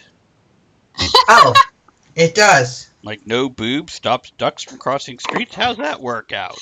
It does. It stops ducks from crossing the streams. Yes, I know. We got there. Yeah, Oh, no, I was like there the his first version. time, but okay. I was just enjoying It's so ducks funny. not crossing the street because there's no boobs on the other side. Obviously, why'd the chicken cross the road to get to the boobs? That's right. The chicken didn't cross the road. It got hit. I saw it. There was a lot of dead animals in the street today. And hey, did you see the flooding in Ellicott City? Yes, I did. Wow. Do we actually know where Ellicott City is? I do. That I'm way. sorry. I don't. I do Oh. because of steampunk events. Where is it? Is it Western Maryland? Is it Eastern Maryland? It you have an is idea? kind of central in that it's not too far from the Pennsylvania border, but it's north of Baltimore and west. Or I guess I could say west of Baltimore. That works. And actually, that's going from memory. I'm curious, making sure I'm not a total idiot now and misremembering. I'm going to go check Google Maps now. The only reason I wonder is I have very rarely been to Eastern Maryland. The most eastern I really get in Maryland is Washington, D.C., like Gaithersburg into Washington, D.C. Mm-hmm. I've been to La Plata, which I guess is eastern, but I drive through it on the way back from a convention. So. Real quick here. Let me do this. I'm going to put this up on the screen here. Okay, so I pulled it up on Google Maps, and here we go on Google I still won't see it. It's okay. Just look at Twitch if you have it up. If you don't, I don't. I'm going to describe it so it doesn't fucking Okay. matter. What were you Please saying, Andrew? describe. I was going to say I did shout out for Mo's channel and mine for everyone to go and follow. Excellent. So I pulled this thank up you. on Maps, and the first thing I see is the picture. The beautiful scenic picture they have is of a river covering 3/4 of the picture and then just trees way distant. I'm like, you don't think that's the tourism picture you want right this second after the flooding, is it? Some people, I tell you. So let's see here. Let me see where this is. So, okay, do we have a dingling here? So it's where 70 and 695 and 895. It's like in the armpit of that. So, okay. So it's just west of Baltimore and a bit east of Frederick. So the reason I know it is I probably go through it when going to Frederick, or do I take 270? I don't fucking know. I take 270. Roxville, Germantown. I'm just a I passenger. frequent don't Frederick, know shit. so Okay, so yeah. I now know where we're talking about. Yeah, if you took the highway from Frederick to Baltimore, you'd go right past Ellicott City. Okay. What I can say about this is horribly insensitive because I'm that kind of asshole. Okay. So they're looking big at one? this and they're like, okay, so why did we have a flood in 2011, one in 2016, and another one now? And they're like, oh, well, it's because we're building more, so there's less drainage, et cetera, et cetera. And I'm like, well, and it could be a little bit to do with the whole climate changing and weather and patterns shifting, et cetera, et cetera. So we're getting excessive rains we didn't get before. They're like, what's the solution? And I'm like, quit building in flood valleys? Oh. Move? What? You know, cash in your insurance money and head for Idaho? You know, Idaho has some really nice places that flood too. They're going for the flood. that's right. If they're looking for the flood zone, Idaho's the place. The Lewiston Clarkston Valley they have flooded. I just don't know why, as an supposedly intelligent species, we keep, like, where's that fault line? Just put the house there. What? The fuck? Because humans like to live in dangerous places. You sticking with that one? I don't. Yeah, I just don't get it. We have the technology now to not build in. Okay, but then why do we want to go to the moon? We can't breathe there. I don't think that's Everybody that goes there dies. That's right. We talked about that last night. Jamin was nice enough to throw the fact in that it's been scientifically proven, studies have been done, that the more birthdays you have, the longer you'll live. So. Ah. Yeah. Really? Yeah. The more you know. There we go. So, Kitty. Do they have to be celebrated birthdays? Kitty. Sorry, I'm talking to your kitty. Whatever. Your kitty's right there. Touch your kitty. Mo, touch your kitty. No, he's been an asshole today. Oh, maybe it's a black cat asshole day. Maybe that's what this is. Perhaps. Yeah. Well, they want food. They want a very specific food that I have to drive across town to get, and I haven't done it yet. Is it Chinese food? Oh. No, it's a PetSmart only cat food. Is it so pizza? they've been fighting and hissing and clawing at each other. No, it's like a grain-free, Simply Nourish, grain-free chicken stuff. Is it grass-fed steak with a baked potato? No. What is wrong with you? And sweet corn on the side? I'm so hungry. Stop. I'm eating halva, so You're I'm eating not what? hungry. Halva. What's that? Sesame. I hate sesame. Candy? It's nasty. It's really good. I don't know why I don't like it. It's just, it's that and... It's sesame what? Okay, so you know the stuff in the middle of Reese's peanut butter cups? Peanut butter? It's not really peanut butter, though. It's like powdery and Peanut butter. sugar-filled. Uh-huh. It's that, but instead of being made with peanuts, it's made with sesame seeds. Yep. Okay. Moving on. Sounds It's horrible. very good. I love it. It's like peanut brittle, but for sesame seeds. I'm not a fan of the flavor of sesame seeds, which they're okay on a hamburger like bun, but for like a candy, that and ginger, I don't like them on a hamburger bun, so. I don't see the I like reason. the sesame pita chips. I really like those. Yeah. And ginger. My mom thought it was funny when I was little. I used to like pick the sesame seeds off the bun. I don't see. And there'd be Me like too, and eat 'em one at a patches where I time. Filled them off.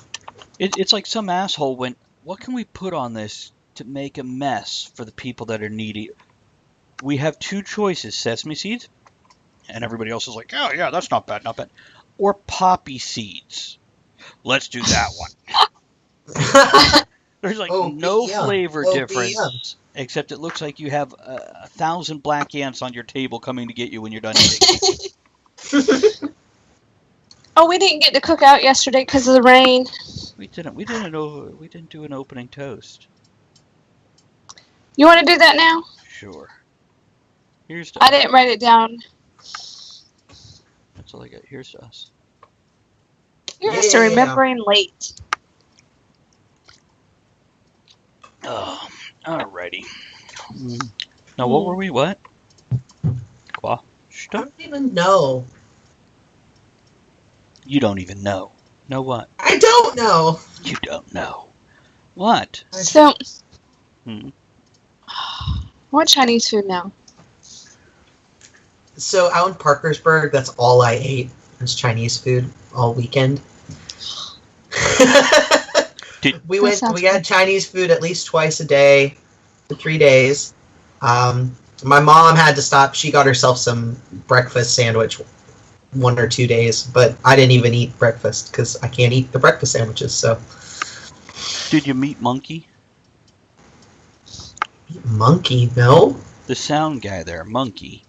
He comes on and listens to our show as Goblin. I figure. I think Green Goblin. Bless you. It's funny, I heard it through the wall. Oh. People out there that we knew, but it was much smaller than the year prior. I guess the hotel decided to double book that weekend. So they booked a wedding on the first floor, or on the ground floor. So all of Vandalia Con was basically pushed into 3 rooms. On the second floor. And the auditorium in the second floor, right? Well, did they have vendors? They had one vendor room, but that was where you guys did Talk of the Tavern last year. That was the auditorium thing I was talking about. Oh my god, that's tiny. That's where the entirety of the vendors were. A lot of the stuff was set up in the hallway, like the raffle items and stuff ended up in the hallway. And then they had 2 rooms for programming.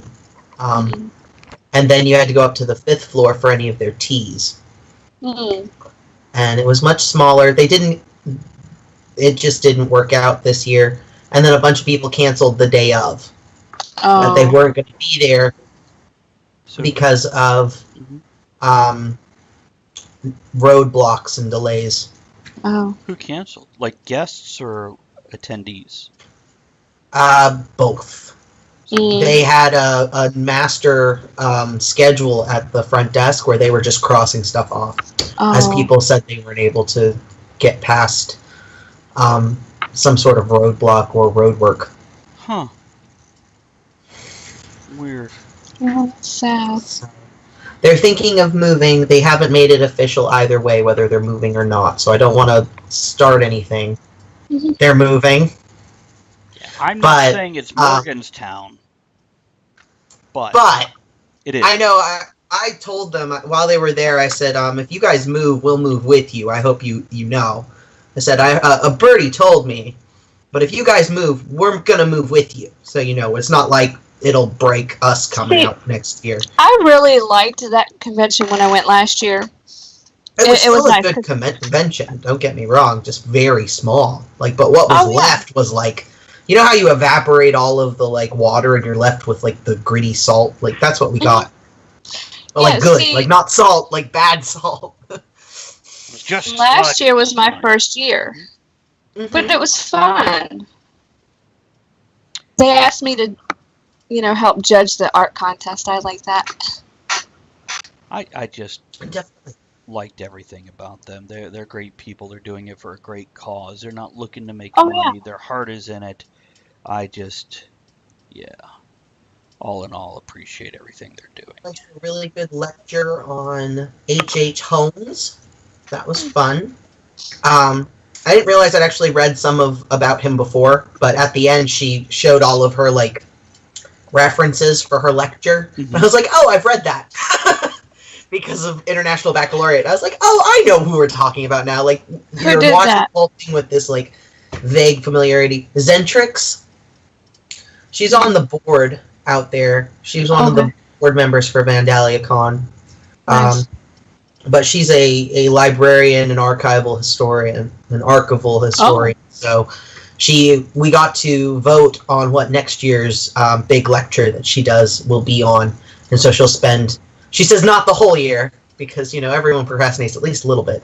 But she spends enough time. Once they start really putting Vandalia together, she starts really putting together her lecture. Welcome back, Kennedy. So, it was really interesting, and then we stuck around. I was really hungry, so I had a headache most of the keynote speaker's address. But it was extremely interesting, and I'm very happy I stayed for it. Because they invited a lady from Harvard, MEEI, so that's Massachusetts Ear and Eye Institute. to come and speak about bionic eyes and Oh, she was there last year, I think. glaucoma regeneration. Nice. So are they mad at me? Not that I saw. You didn't ask? I did not. Oh. Someone mentioned you from last year, though. A guy that bought our game. Yeah, okay, it wasn't somebody who like spit on the ground when he said my name or anything, right? Oh no, he was like, "Where is?" In fact, we were talking about Dream Punk Press, and he goes, "Wasn't there someone else from Dream Punk Press here with you last year?" And I was like, "No, Travis was with us last year, and Andrea." And he's like, "Oh, is he the guy that did the acid?" "Yeah." And he goes, "Oh, I just thought you guys were all the same people." And I was like, "No, but okay. I mean, we are the same people, but not the same people." Let's see. Kennedy says, I can practically hear the $6 million man and the na-na-na-na-na. Yeah. Yeah, like I said, I just want to make sure that I didn't... Me not going, if it's for the reason that money wasn't there, then absolutely, I definitely appreciate that. I just don't want to be because I upset one person outside that I discuss that with you then. Yeah. Or because we upset somebody in our show because we made a joke that they didn't like, which that happened. Yeah. Yeah. No, there was nothing. She actually was like, we didn't have that. They didn't really have the room because they were just sort of denigrated to as much room as they had. Right. It wasn't. So next year will be great, and we'll have our entourage following us, and we'll pack the place. It'll be awesome. I just don't know where to buy an entourage on our budget. Well, I'm looking forward to next year because Morgantown is west of where my grandparents are, so it's not close enough that we would like commute every day or anything like that, but we could go up the night before, stay there instead of doing the whole trek in one day. We can stay at my grandparents' house and be like, hi, and they can see what crazy stuff we get up to, because they always wonder what the heck we're doing at these things. I'm looking up Morgantown, West Virginia right now just to see. I know where it is in essence, but... They're also thinking about changing the time of year that they do Vandalia Con. Mm-hmm. So it's probably not going to be a full year from now. Because they want to do it when the students are still near Morgantown. It's another 20,000 people who are in Morgantown when the school's in. So that'll be good. Okay. What are you looking at? I'm looking at the map. Oh, I did mention you. I mentioned to Miss Dusick that she's in the refill break. Oh. And she thinks she was like, it's nice to know that like people still care. And I was like, oh, okay. She goes, yeah, things did not work out for here. So did not work out there for funding, and what is the Blennerhassett donates room. So the fact that they double booked, they couldn't do it. Yeah. Well, I'm looking forward to going next year. I think it'll be great, and if there's enough time, yeah, there's plans. It's further out than I thought. It's still closer than the other one. By like half an hour from us, honestly. How long will it take to get there? Give me a second. I'll map it. I'm busy being slightly confused here because there's 66. Because like 66, I guess blends into that and goes over there. Okay, let me go find out how to get there from here. Let's get some directions. There was a weird flashing light in here. There's nothing that should flash. That's weird. Make sure there's not like cops or emergency vehicles in the driveway. No. Or a UFO. Well, I see it in the reflection of my TV from my shelf, but there's nothing on the shelf that flashes. Gotcha. 6 hours, by the way. Between 5 and 6 hours. That's not too bad. It's better than 7. Didn't it take us longer than going to... 7 plus. Because it's pretty much it took us longer going to Pennsylvania, didn't it? Oh. Which part of Pennsylvania? When? when we went for a sandwich? No, that was only a 5-hour drive. Oh, we should do that again. For a sandwich? Yeah, I wanted a Philly steak from Philly. Oh, that makes sense. It wasn't that good. Oh. Well, that sucks. But we went, and then we saw the Liberty Bell and everything. We went to where you've seen Rocky, right? Rocky Balboa. Yeah. The library where he ran up the stairs. We went there. And we photobombed people taking pictures with the statue of Rocky. Yeah, we stood in the background and did the. And then I got on the other side, left Andrew behind him, and I went on the other side, took pictures of her photobombing people, so we have proof of it. Yeah. I wasn't standing in line to take a picture with the statue. And by so the way, this is what we do. Kennedy, yeah, there's jokes of an adult nature on here. Kennedy also checked it out, but Morgantown, it's a bit far from you. And then John has popped in. Good afternoon, John. Hey, John. And he said disco light in answer to your mystery light. Yeah, disco light.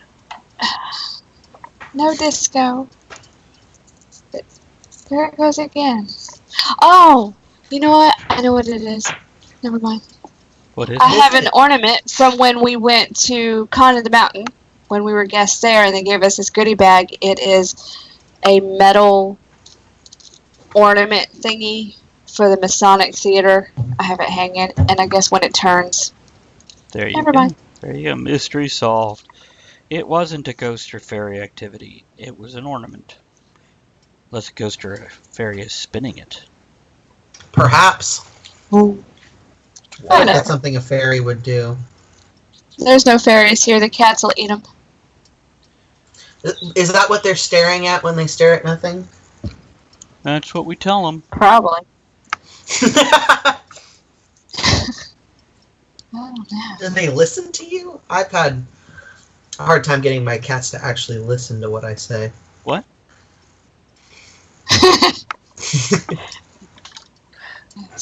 I'm touching an otter. All the cats were very loving earlier, and I know why. They had no food. Yeah. So just take their food away, and they'll love you and listen. My cat doesn't. You take her food away, and like she goes and sits and stares at you, and you're like, okay. So you stand up and you go stand next to her, so she walks a little bit and sits down again. So you follow her, and basically in this fashion, you follow her to the food bowl, and you're like, there's still no food in the bag to put in the bowl, baby. She's just sitting there looking at you like, I led you to water. You have to drink. John says, send the fairies to Gloucester August 4th for our fairy walk. Yes. John, I did send out a couple of messages to people about that, including Mo's mother, Tara, with your contact information. So that did get taken care of. That it's just a matter of them getting back to you now. Okay, this is hilarious. Let me just show this to both cameras Lord. here. Are we doing a unboxing video now? No, I just bought something that's that. But That's if you just look cute. on the Amazon box, yeah, they have a picture of a cat and a fish bowl, and it says, "Be careful, scissors are sharp. Adult supervision required. Use caution. Scissors are sharp." Wait, does this mean I could cut that out and make a cat box out of this? Yes. Look, or you know what else I could do? I cannot. Why would you have to cut it? Okay, wait a minute. Check this out. More than a box. Prep your fishbowl. Open your Amazon app. Tap the camera icon. Set mode to smile code and scan. Place phone in fishbowl cutout. What? I don't know. I'm guessing I open Just the put it app. on the floor and it's a cat box. I scan this. Mm-hmm. Okay. And then I put the phone. I don't know what the fuck it means to put my phone in a fishbowl. Is it like there? Yes. Put it in the cutout, yeah. But how do you put it in just like? I don't get it. Hey, look. That's probably Maybe why it'll be like a fish. Sharp. It'll be like a fish. That's why it says scissors are sharp. Because you cut that part, put it there, and it'll be a fish swimming around in it. So I gotta hold my fucking phone or tape it to a box? Thanks, Amazon. The fuck? Here, look. It's a cat box to play in now. You're supposed to put it close enough so we can see them in the background. You can on the camera that the viewers Oh, Oh, well, you suck. I don't get to see it. I have decided when I do my channel, there'll be a camera on me and there'll be a camera for the cats. Okay. So I might let one Does it in. have a new box smell? It has that rubberized smell. It's not that it smells like rubbers. Not saying that. Okay. So you're going to have one camera on you, one camera on the cats. Mm-hmm. And I'll have a food bowl down and maybe a red dot. Who knows? Depends on what cat's in here. Does your computer actually allow you to have multiple cameras? Uh-huh. That's Yeah, nice. because Mine doesn't. Yes, it does. You don't have USB ports? Yes, but it'll only actually pull video feed from one or the other. Unless you have OBS. No, OBS, if I have the two, and I set one of them to one, I set the other one to the other, and this one changes because my actual laptop can only pull video feed from one or the other. Okay, so you have two I video looked it up. sources set up, right? Yep. Okay. Okay, you're right. My As we went computer. through all of this, I learned a bit. I don't have a cat. I have a little fluff ball with wings. Okay. So, yeah. I need to get money so I can get the dragon. There's a dragon! Dragons. I like dragons. They have all kinds of little creatures. Do you have that link? I can get it real quick, yeah. Well, I meant You no. have. Oh. No, I don't have a link. Okay, I Mo, can go ahead. make sure you send the right one, Travis, that you get credit for. Oh yeah, that's a good idea. But there's like 3 or 4 free ones. So Mo, The cat's you one know of the them. cat that I have on the screen that you can make dance and stuff? Yes, you sent it to me once, but it's buried. I'll go I'll find send it it again. Because One second. after that, I had to do the thing where I had to reset my computer, so it's not. I lost all my favorites.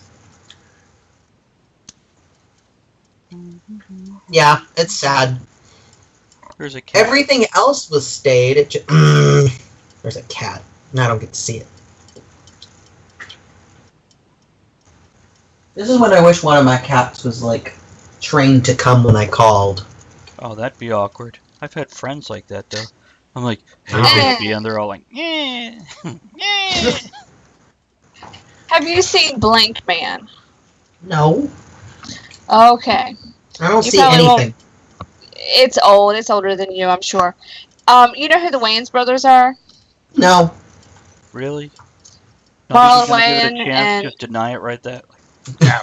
Okay. This is their fathers.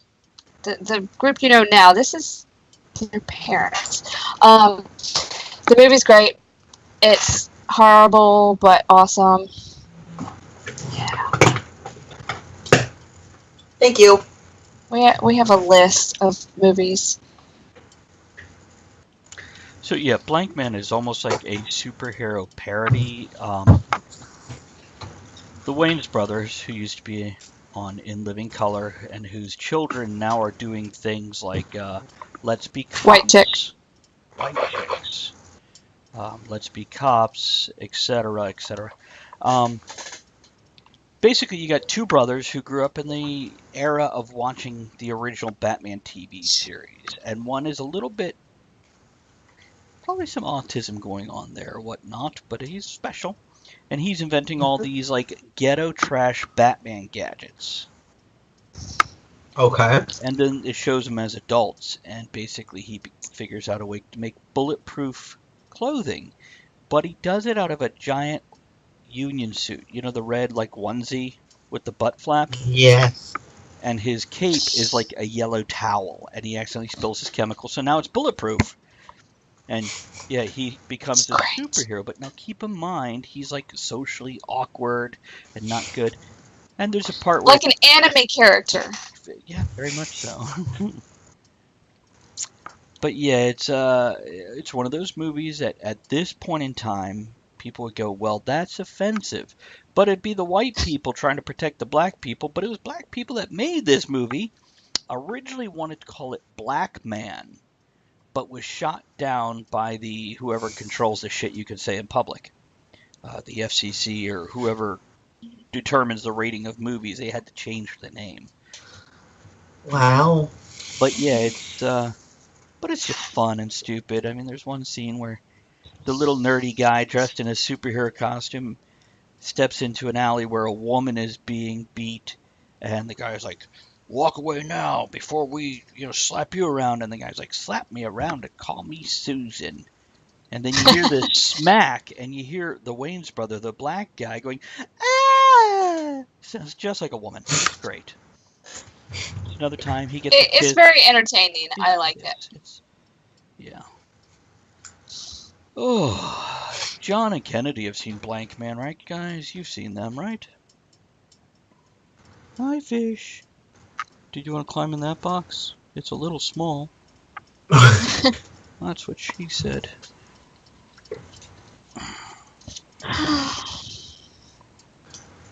Well, it's just a white blank.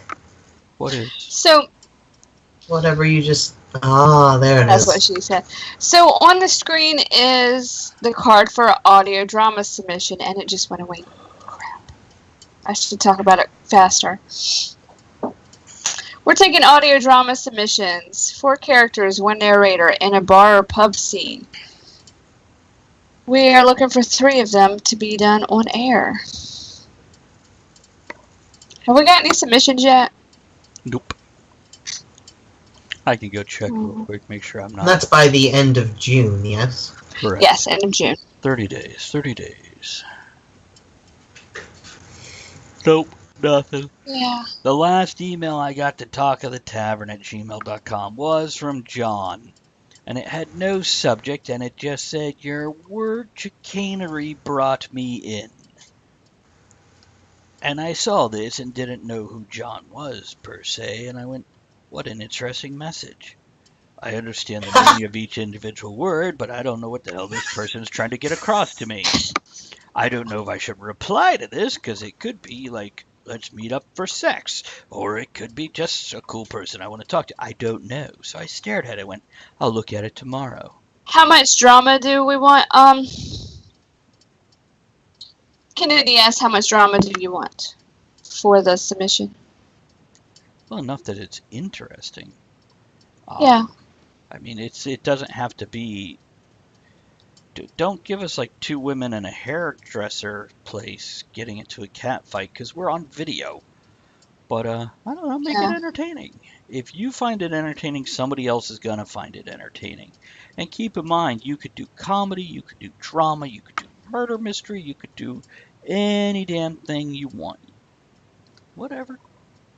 If I need to, I could take the first story out of Etheric Elements and turn it into a radio drama. 2 people could play that out pretty well. Mm-hmm. I will submit something. I just don't know what. And it won't be myself. Yeah, Andrew. I don't know. Mm-hmm. Go ahead. I didn't mean to interrupt. Go ahead, Mo. No, we were all just gonna be dumb anyway.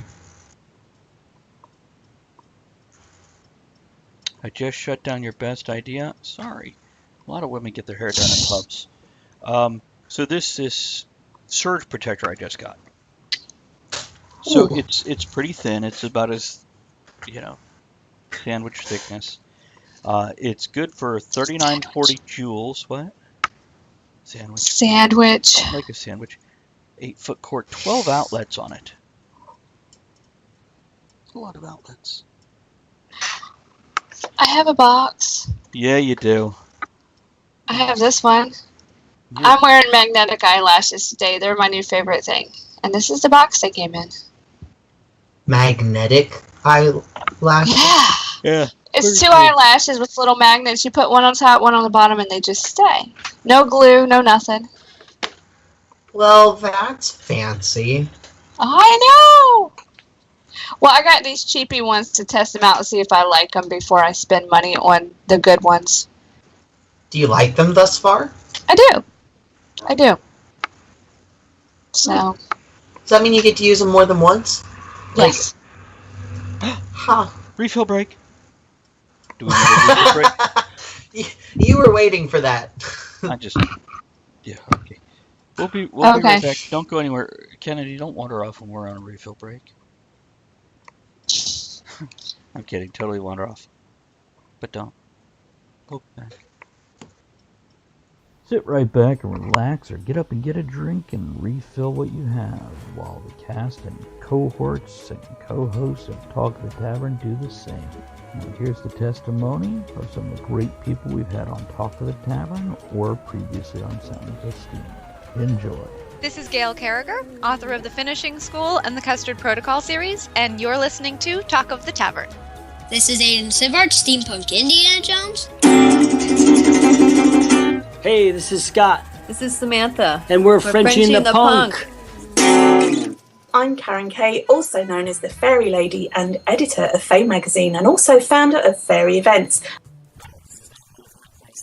This is K.W. Jeter, author of Infernal Devices and Fiendish Schemes.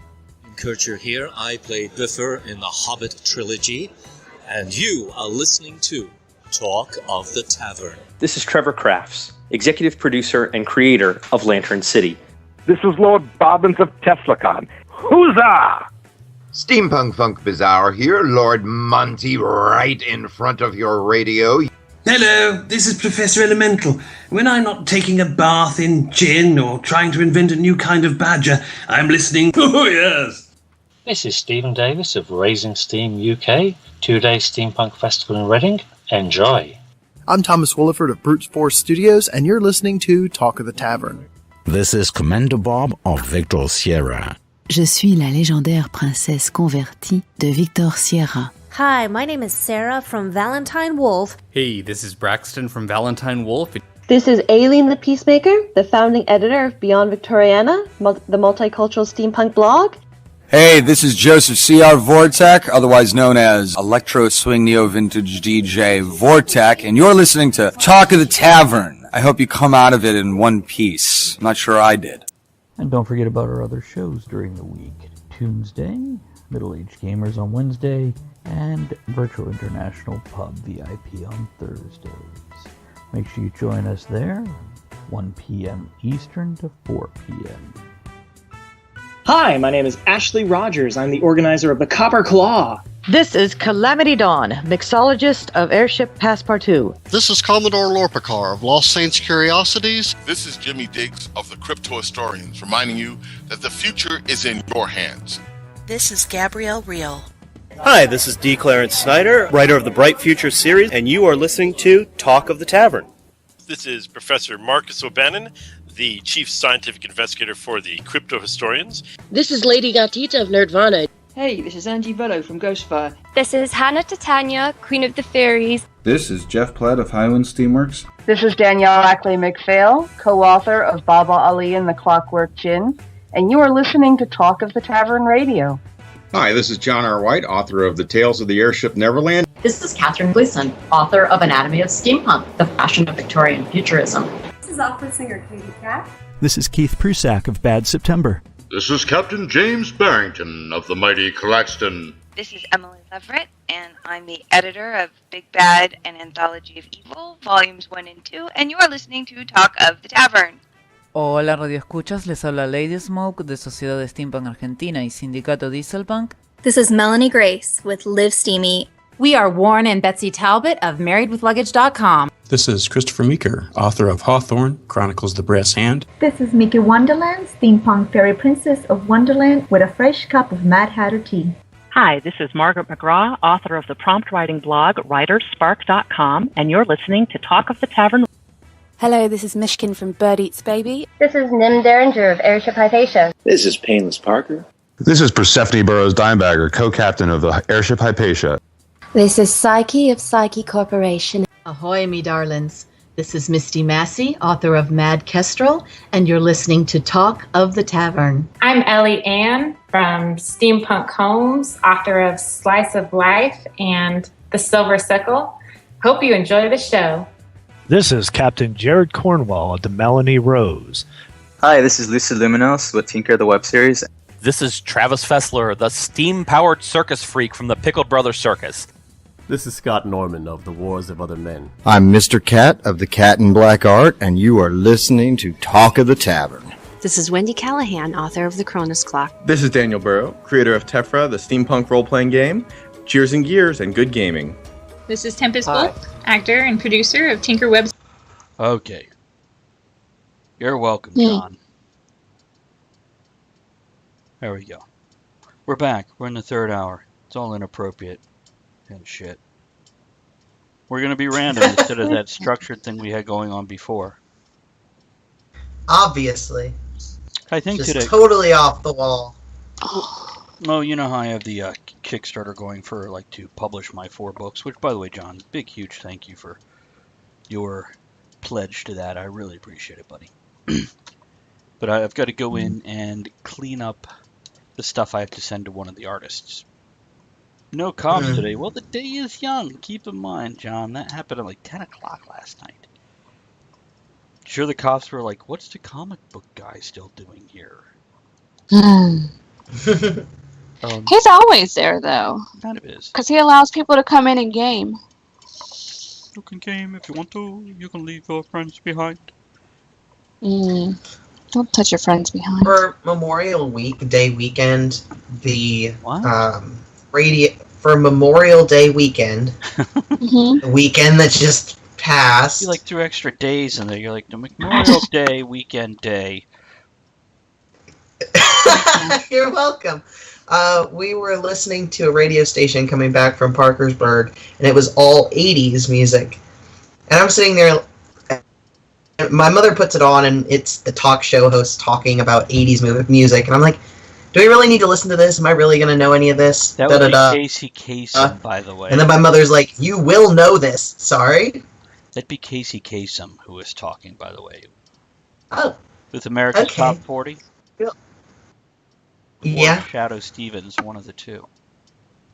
I don't know. All I know is I was like, do we really need to listen to this? Am I really going to know these songs? My mother's like, if I raised you correctly, you will know every one of the songs that are about to play. And she was correct. John, yes, we need help. We need simple line drawings for my PDF coloring book that I'll be doing. I just need it to be Talk of the Tavern theme. So it could be as simple as a pipe and a glass of whiskey with the Talk of the Tavern sign behind it.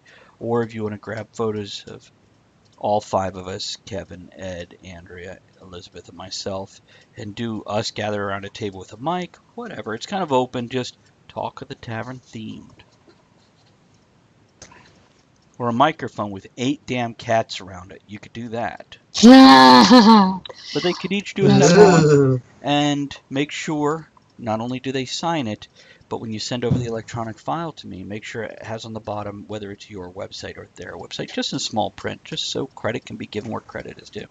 And people can find them to go, hey, I like this art, I want that person. Mo's doing stuff. I'm doing art. Right, for the coloring book. Yes, I am. I still have the sketches right in front of me. There you go. 2 of the sketches out of the group. I look like a leprechaun. That I plan to do. You look great in the picture. Like a leprechaun. Leprechaun's great. Don't I look like a little leprechaun? Do you want a picture of my tattoo? You look like a leprechaun in real life, okay? You look like a leprechaun all the time. Where the fuck is my bucket of gold, damn it? God, where I put these things? Under the house somewhere. Lucky art. And let's see here. Yeah, John, I appreciate you working on the gin punk thing, so... But no rush, no hurry on any of it. You know how it goes. When it gets here, it gets here. Unless your artists have to be kicked in the ass to do things. I know some artists like that. So what? Total no, you don't. Total fucking rush job, man. What? Excuse you. You don't know one like that. I might have met somebody once. It's hard to say. You know, it was really disappointing. I turned on OPS today, and the tip jar appears, and then the bits fall into it. But like all the bonus bits are gone. I don't know what's left in there right now, but that's not how much was in there last night when we logged off. Aww. More or less, what? There is less, yes. Oh, that's very sad. I mean, it's okay. It's only electronic things. It's not like they took whatever money. Kicked, fondled, whichever is fun. Is that a Kickstarter reference? Maybe they're fondling their artists into giving them work. Oh, yes, I got you. Yes, that makes more sense, because otherwise I'm like, is there a Fondle Starter website instead of a Kickstarter? Because I totally feel like I should be over on Fondle Starter crowdfunding. Now, this happened to Weinstein and a bunch of the other people in Hollywood. We don't need to be on Fondle Starter. No, you don't. And Mo, you heard Morgan Freeman is now being accused. Yeah. I'm still gonna watch all the movies. I can't be bothered to completely. Well, the thing is, I'm weird. Until we hit a court of law and any one of these people are convicted of something, I'm taking it for what it's worth, which it's a news story. Mm-hmm. And if they report the facts, then they'll say there are accusations or allegations. It doesn't mean it happened. And if it ever has a question mark, take it as a grain of salt. Right. Never take a question mark headline for what it says. Well, there's also other things. For example, we talked about this last night too, and Ed is like, look, when Mike Tyson got brought up on rape charges, he basically told that woman what he wanted to do to her, and she showed up in a negligee with a bottle of wine. Mm-hmm. And then she pressed his charges? And yeah, we don't have news, we have commentary. Good point, John. So my point is, each situation needs to be judged on its own, and Yes. It's Yeah. just like and again, none of this should have ever happened. If somebody said no, no means no, etc. But if you show up at Harvey Weinstein's hotel door at 2 a.m. and he answers it in a robe, you're not going to a business Chances meeting. are, something's up. So, and there was one female actor who specifically said she turned him down, walked away, and said no. Her career was not ruined. She was okay. Who was it? I don't remember. Maybe her career was ruined. Cosby was convicted. Kennedy, you're right. Yeah. And this is, I'm guessing that means it was proven that he drugged and sexually abused, aka raped women. Yeah. Yeah, the drug thing. One of it, Don't do that. Since the 70s, Cosby has been big enough to walk into almost any place and walk away with whatever sexual favor he wants without any other problems, influences, etc. So, I'm just saying, I don't hang somebody before they go through an actual judge, jury, and trial. So, does that mean Morgan Freeman could have definitely never done anything like that? No. Welcome to human beings. We don't know. I wasn't there. Mm-hmm. All I know is I'll never be convicted or accused, or if I am accused, they're just a fucking liar. I've been accused before, so Really? don't think it's outside of the realm of possibility. Yes, I have. Now, it wasn't it came to pass that that's not what they had meant when they reported something. Mm-hmm. But the school took it and sort of blew it up. And then everybody and anyone's like, Mo never. We were there. It never would have. That's not. And so it was a huge thing. Yeah. Bragger. No. It sucked because it was my senior year of high school. Mm. And of course, it was the last month of high school. No, my last thing was consent culture versus call-out culture. So yeah, this is the other thing a lot of people don't realize. When you're calling somebody out for something, you better realize what you're doing to them and their life, and you better... This better be true, because you are potentially ruining somebody's life, and if they're a scumbag, hey, go to it.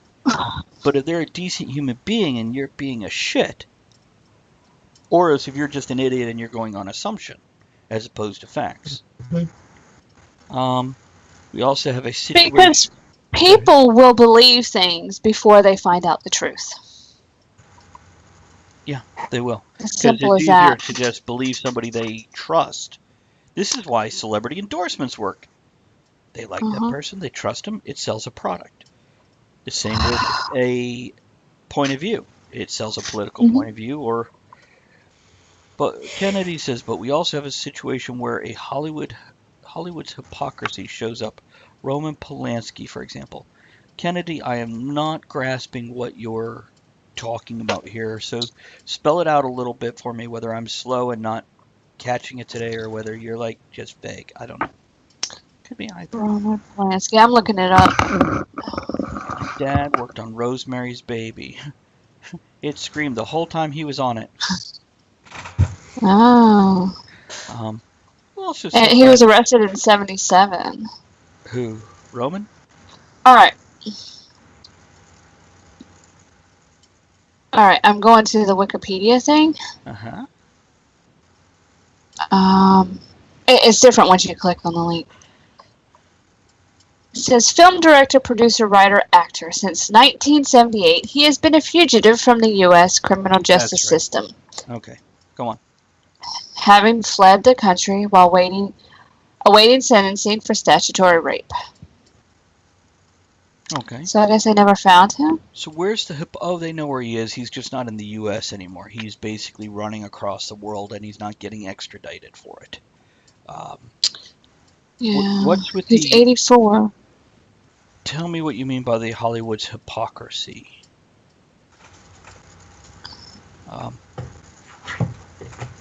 Or the double standard where they're throwing people under the bus now? I don't know. You let me know. So, in 1977, he was arrested and charged with drugging and raping a 13-year-old girl. Okay.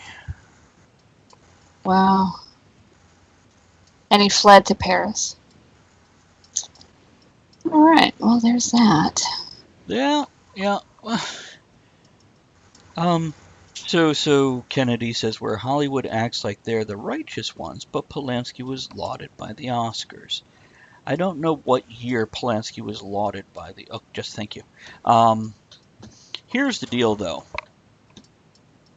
I can watch a Bruce Willis film and go, that was a really fun film. I really enjoyed it. And then watch him in an interview and go, what a dick. Because he's a bit of a dick. So there's one thing between talent and the actual person.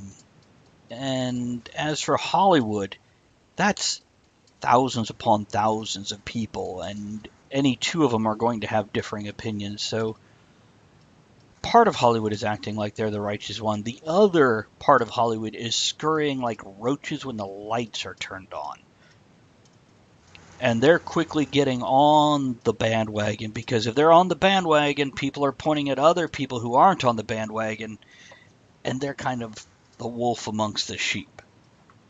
So, people, am I right?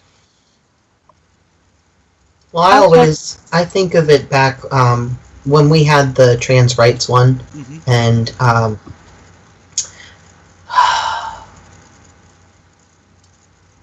Ashley and Stephanie were were two that were supposed to come on, and I don't know which one did and which one didn't, because Ashley's the one that came on.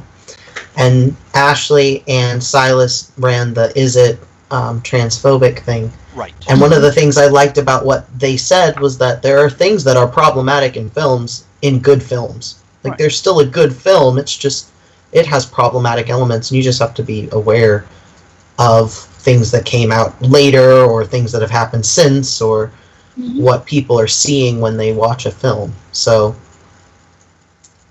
there are still good films that had crappy people in it.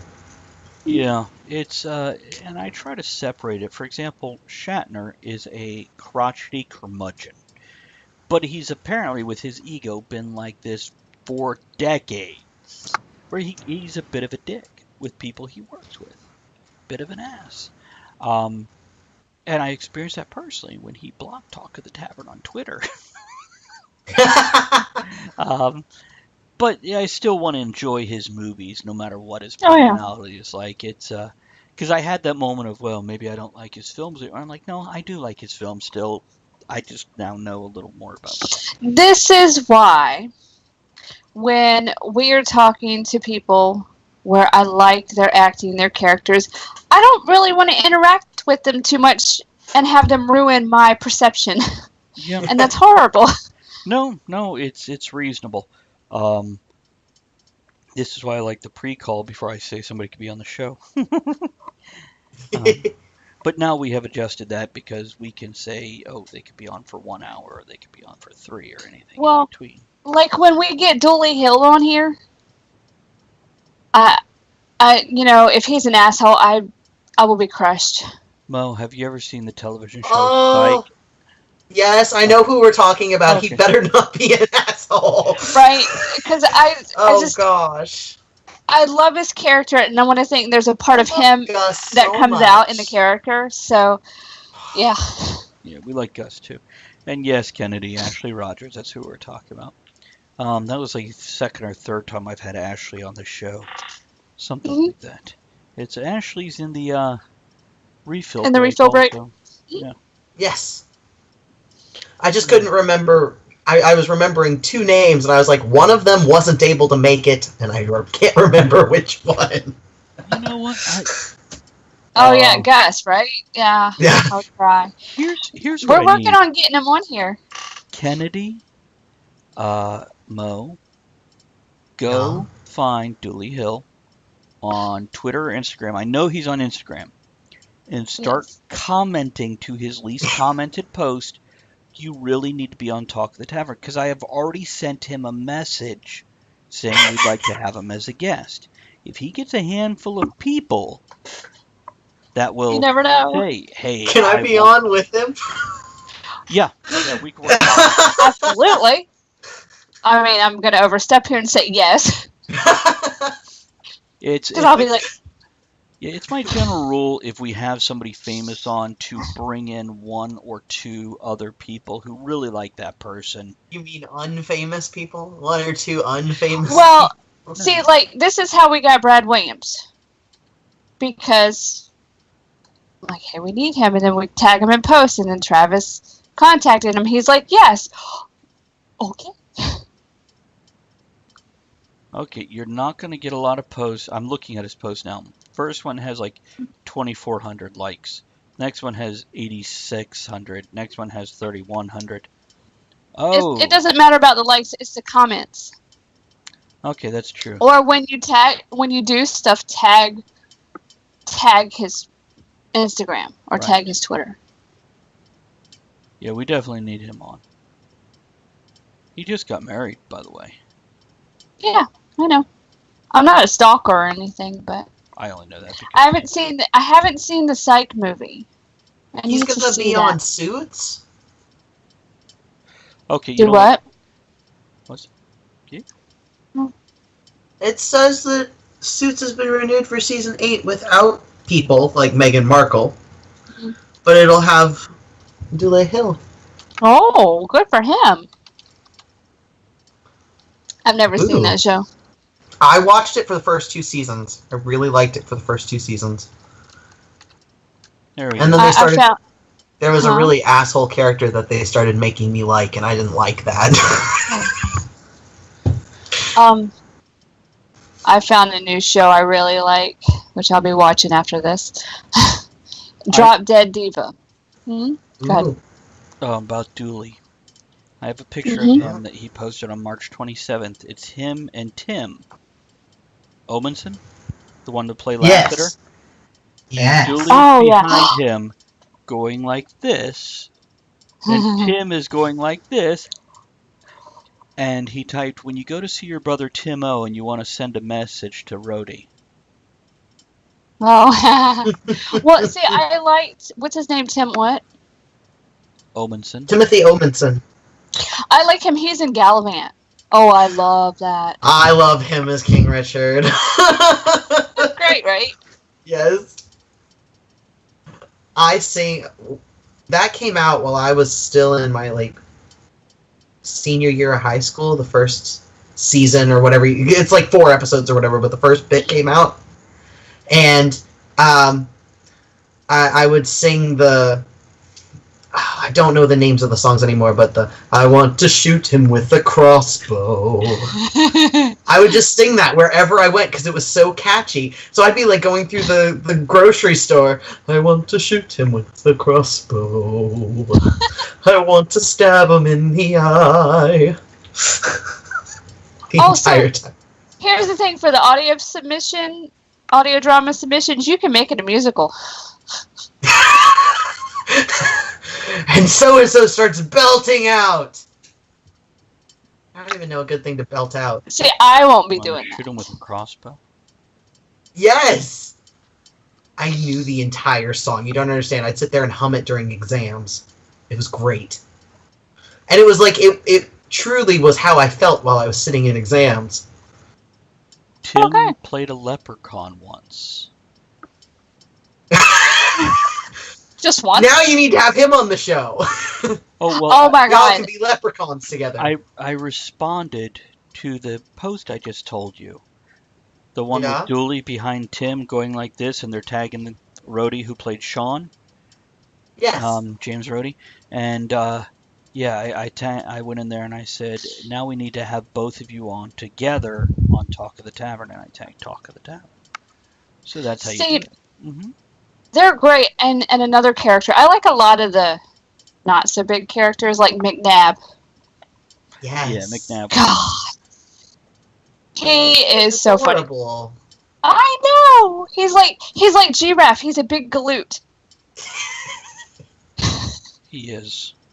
He reminds me of he's going to be able to step in and take the shoes of what's his name that played Putty in Seinfeld, and he played the Tick in the live action for one season. The narrator for Unfortunate Events. Lemon Snickets? Yeah. Why can't Patrick? I don't know. I know the voice. I don't know his name. He's got a great voice. God. He does. See, I think you guys should get Carrie Elways. That's actually a good idea. Here's the bottom line. Patrick Warburton. Tell everybody. Send them our way. Yeah, here's the bottom line, guys. If you guys have somebody you want on, don't go for the people that are headlining movies now until we get bigger. Start with the folks, for example, actually Carrie Elways is a good example. Because he was big. He's not now. He's doing bit parts. So it's somebody like him that might be like...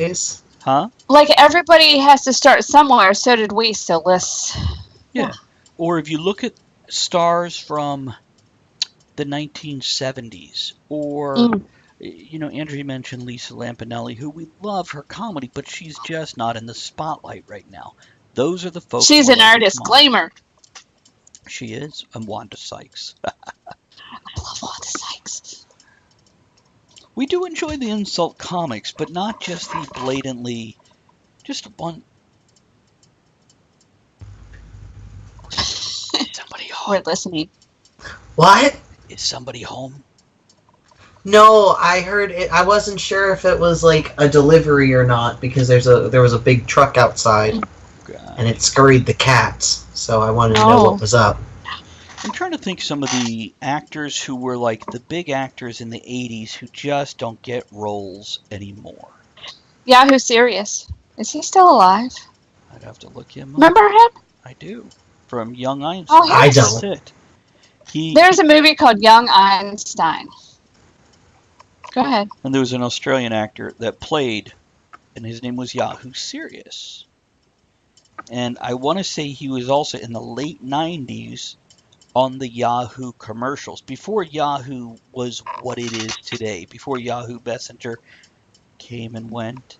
Oh, the good old days of Yahoo Messengers, where we got our first emoticons. Yeah.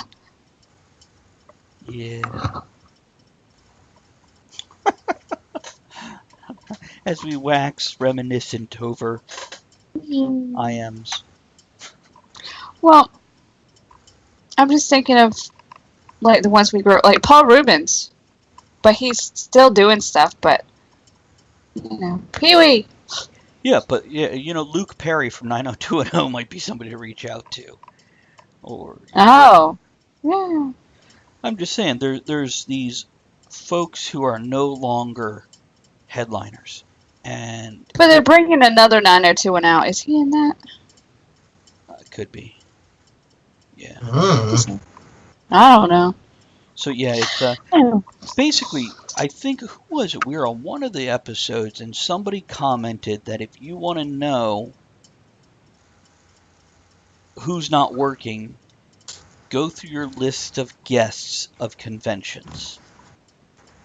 And I'm like, that's actually a fair point, because they'll pull a lot of the older classic folks who just aren't well known anymore.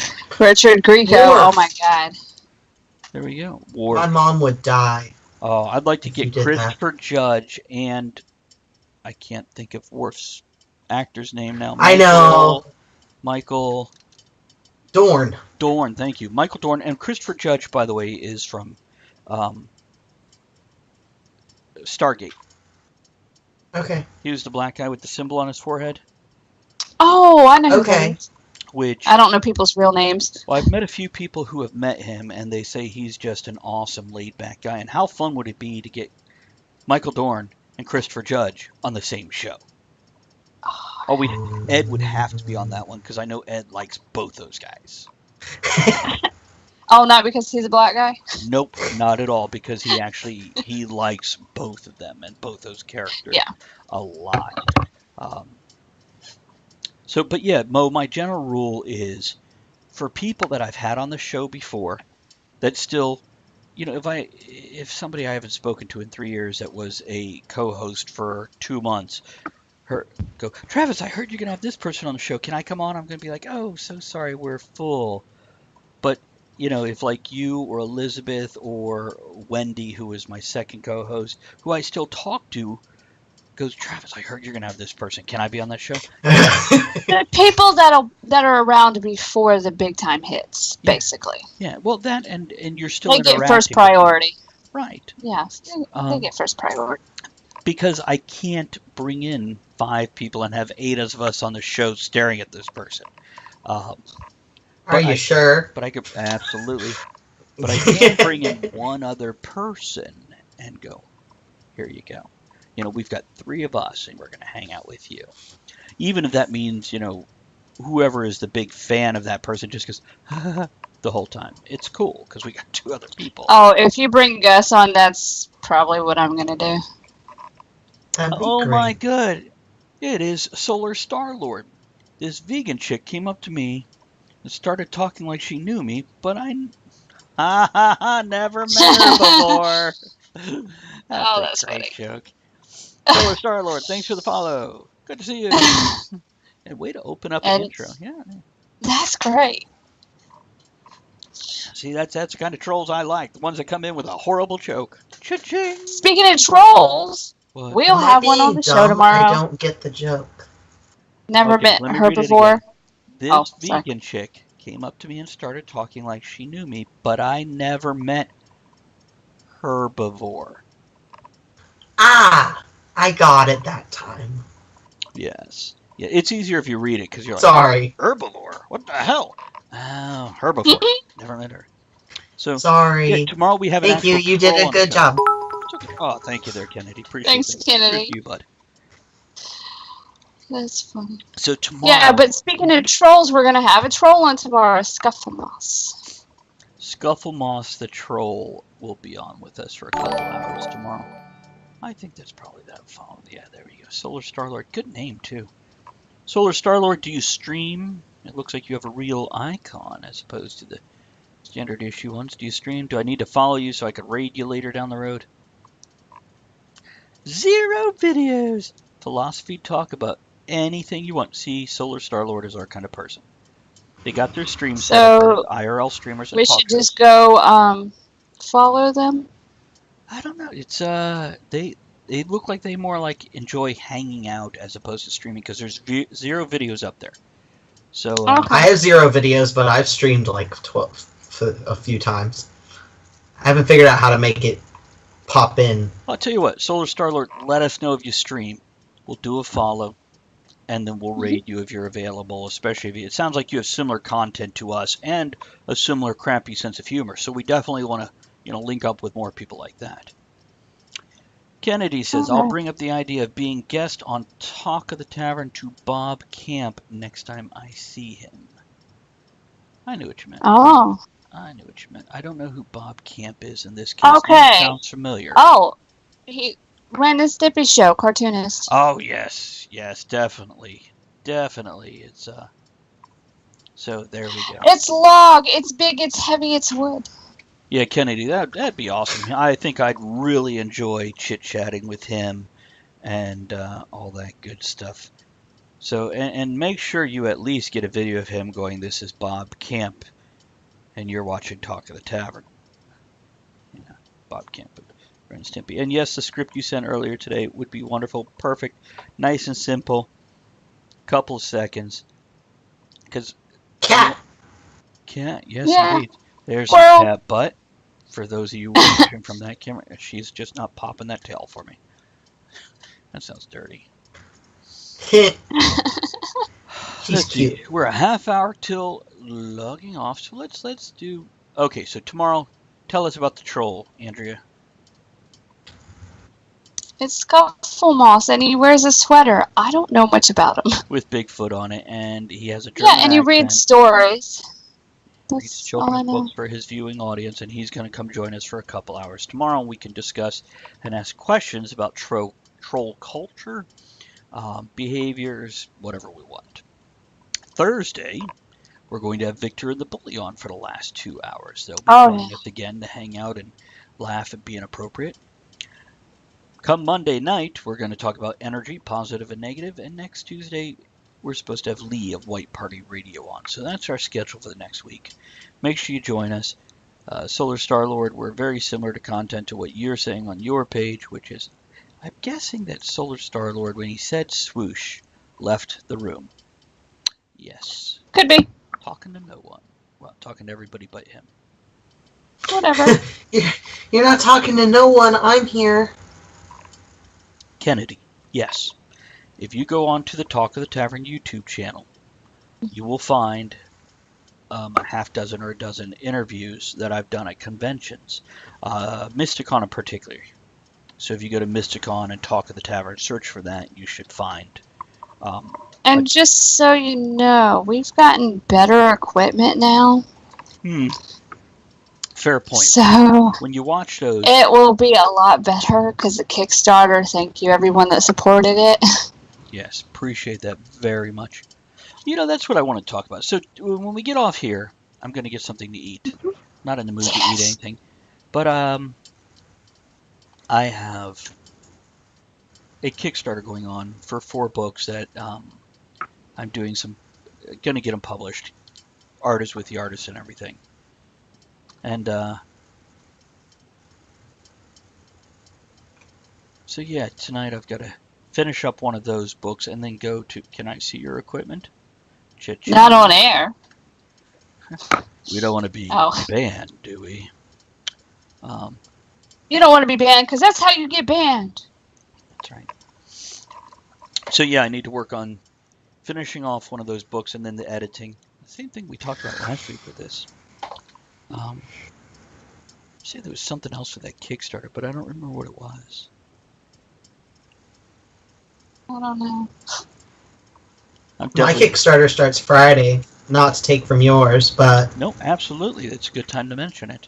Well, I'll mention that on mine. My first ever streaming will be on the 1st. Woo! And Mo, we have you good. on as an actual guest to talk about your stuff. Oh, next Wednesday. So not tomorrow, but a week from tomorrow. The 6th. Correct. So we'll be asking all kinds of cool questions. My plan, just to have you be prepared for what we're going to come at you with, is to talk about dementia, to talk about Alzheimer's, how it affects the life, to tie in the characters in your book, in your graphic novel, to the topic, etc., and also highlight the LGBTQ portion of the book. And I want to make a suggestion. If you want, like, the third hour, while we're talking about whatever, be drawing and have the camera. Yeah. Just a thought. People like that. They like to see the process. That is what my Twitch channel is doing. Except it's not archiving any of it. Not yet. Not yet. Not until there is one setting you can go change that will do it, and then when it only does it for 14 days, and then once you're an affiliate, it bumps it up to like 60 days that it holds it, unless you turn it into a highlight, and then it keeps it. Then it's saved forever. Okay. Until they have a glitch in their system and accidentally delete 15 of your files when you're not looking.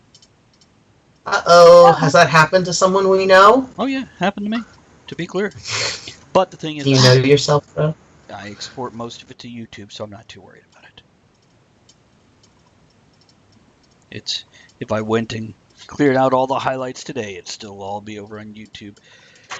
Except for there's a few of the shows, like when I do the random shows, like where I just broadcast because I'm bored, I don't tend to save them because I don't feel they have a...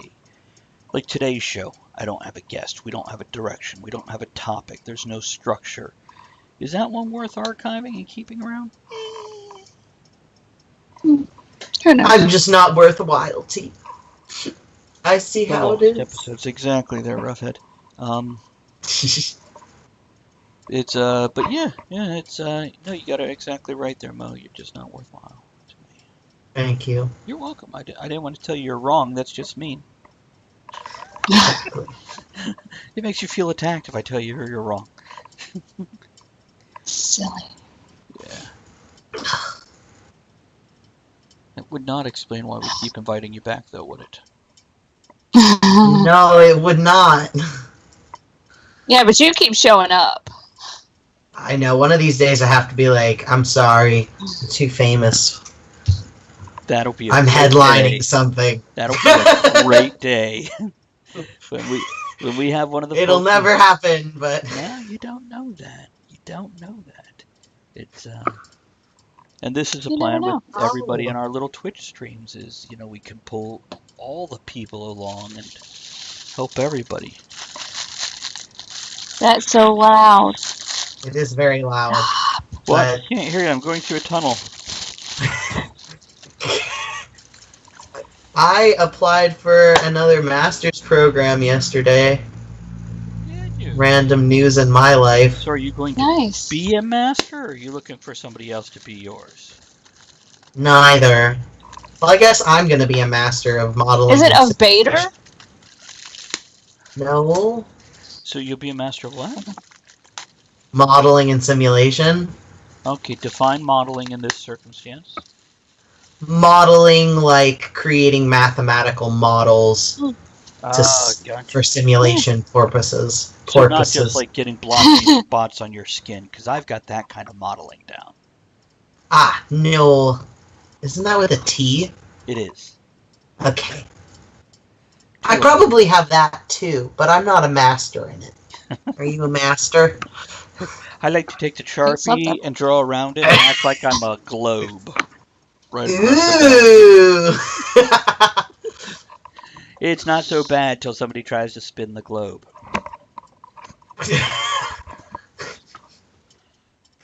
You could just preempt them and start spinning away. I'm going into space. Exactly. You're already in a spinny chair. It'll work very well for you. I have to grease my seat, if you know what I mean. Not really. I have to oil my chair. It's all.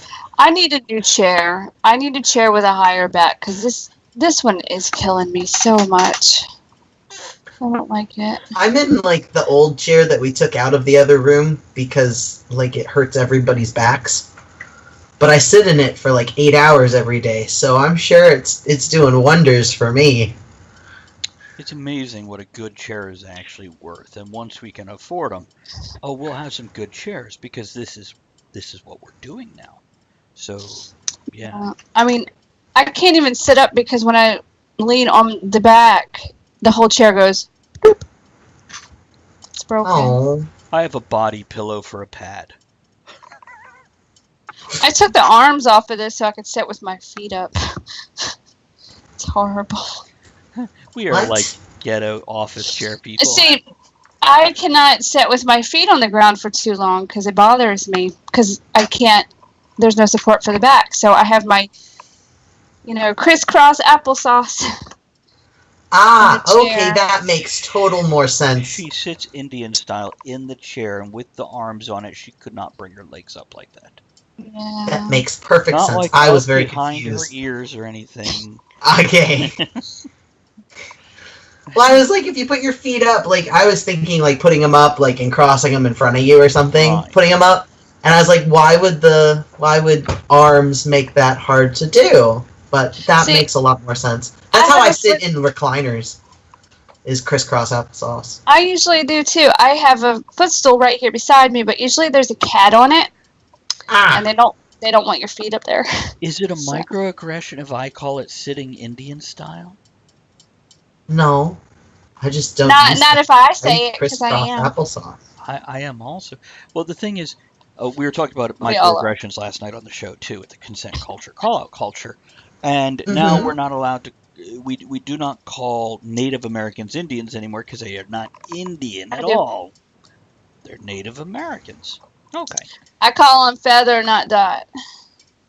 Does that mean you're not going to call First Nations, Inuits, Eskimos anymore? I didn't know they changed it. Well, Eskimo is actually a derogatory term.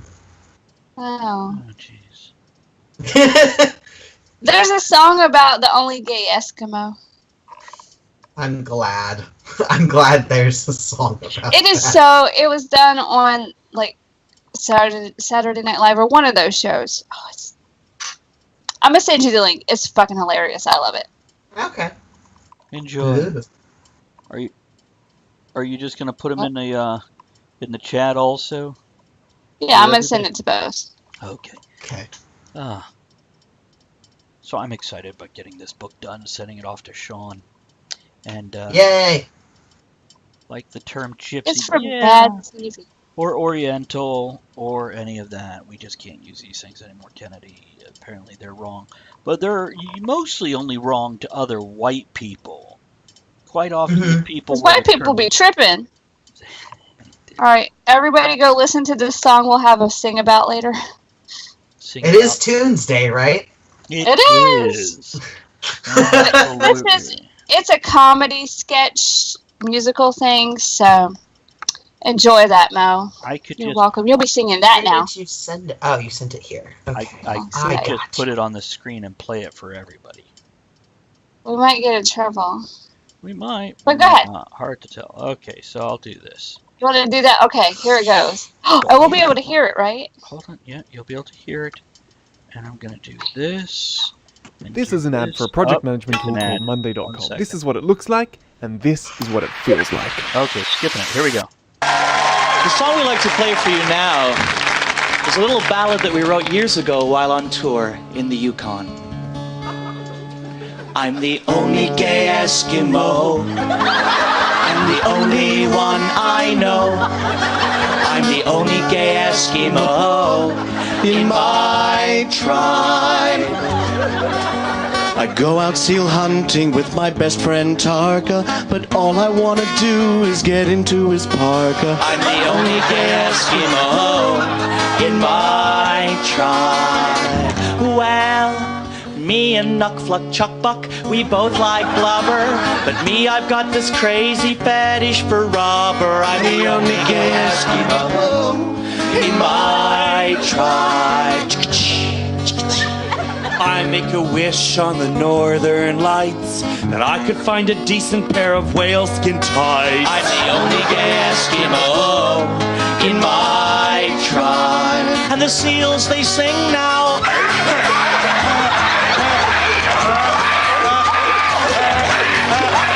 These cold winter nights are taking their toll. I even get excited when I see the North Pole. See the North Pole. I'm the only gay Eskimo. Only gay Eskimo. I'm the only one I know. The only one I know. I'm the only gay Eskimo in my tribe. Now, like the Proclaimers would sing it. I'm the only gay Eskimo. I'm the only one I know. I'm the only gay Eskimo in my tribe. Like Bob Dylan. I'm the only gay Eskimo. I'm the only one I know. I'm the only gay Eskimo. Like Rico Kasich from the Cars. I'm the only gay Eskimo. The only one I know. I'm the only gay Eskimo. She used to be mine. Like Oasis. I'm the only gay Eskimo. Like Van Morrison. Well, only Eskimo. I ain't seen me coming on the street. I'm telling you that. Jesus Christ fits in there somehow as well. And the crack was good. Well, I'm the only gay Eskimo. I'm the only one I know. I'm the only gay Eskimo in my tribe.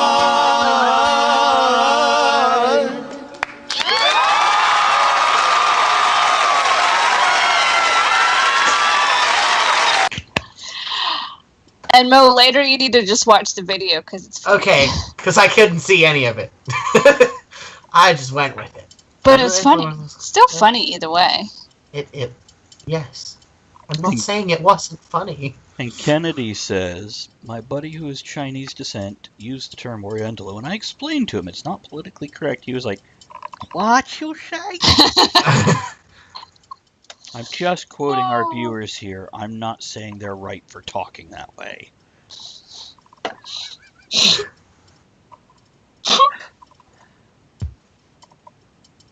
Jerks. That went in my nose. Oh my god. Oh.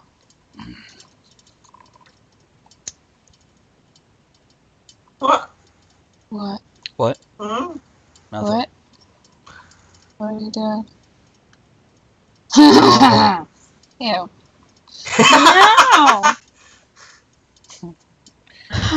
I'm just saying. Mm-mm. You didn't say it at all. No, she did. That's right. I heard her. She's right there on the show. Oh. So yeah, that's how our humor is, and we hope, as people that deliver some comedic material and some asinine material, tomato, tomato, that we can continue to do these humor. When I explained to him that rugs Oriental, but people are Asian. Rugs are Oriental, but people are Asians. He said, well, if I get a toupee, does that make it an Oriental rug? See, that's clever. That's clever. Which, by the way, no, some Asians are Orientals. They're from the region that was the Orient. But this is my same problem, and I'm going to rant about this every time I can. Oh, Lord. When they say African American, and they don't include Egyptians, Iranians, South Africans, it just bugs the hell out of me. And Mo, it was just you the other day that says, oh, well, I can't claim to be Canadian American because I'm not from Canada. And I'm like, whatever. Yes, here's folks who haven't had an ancestor from outside of the country in 200 years, and they're still,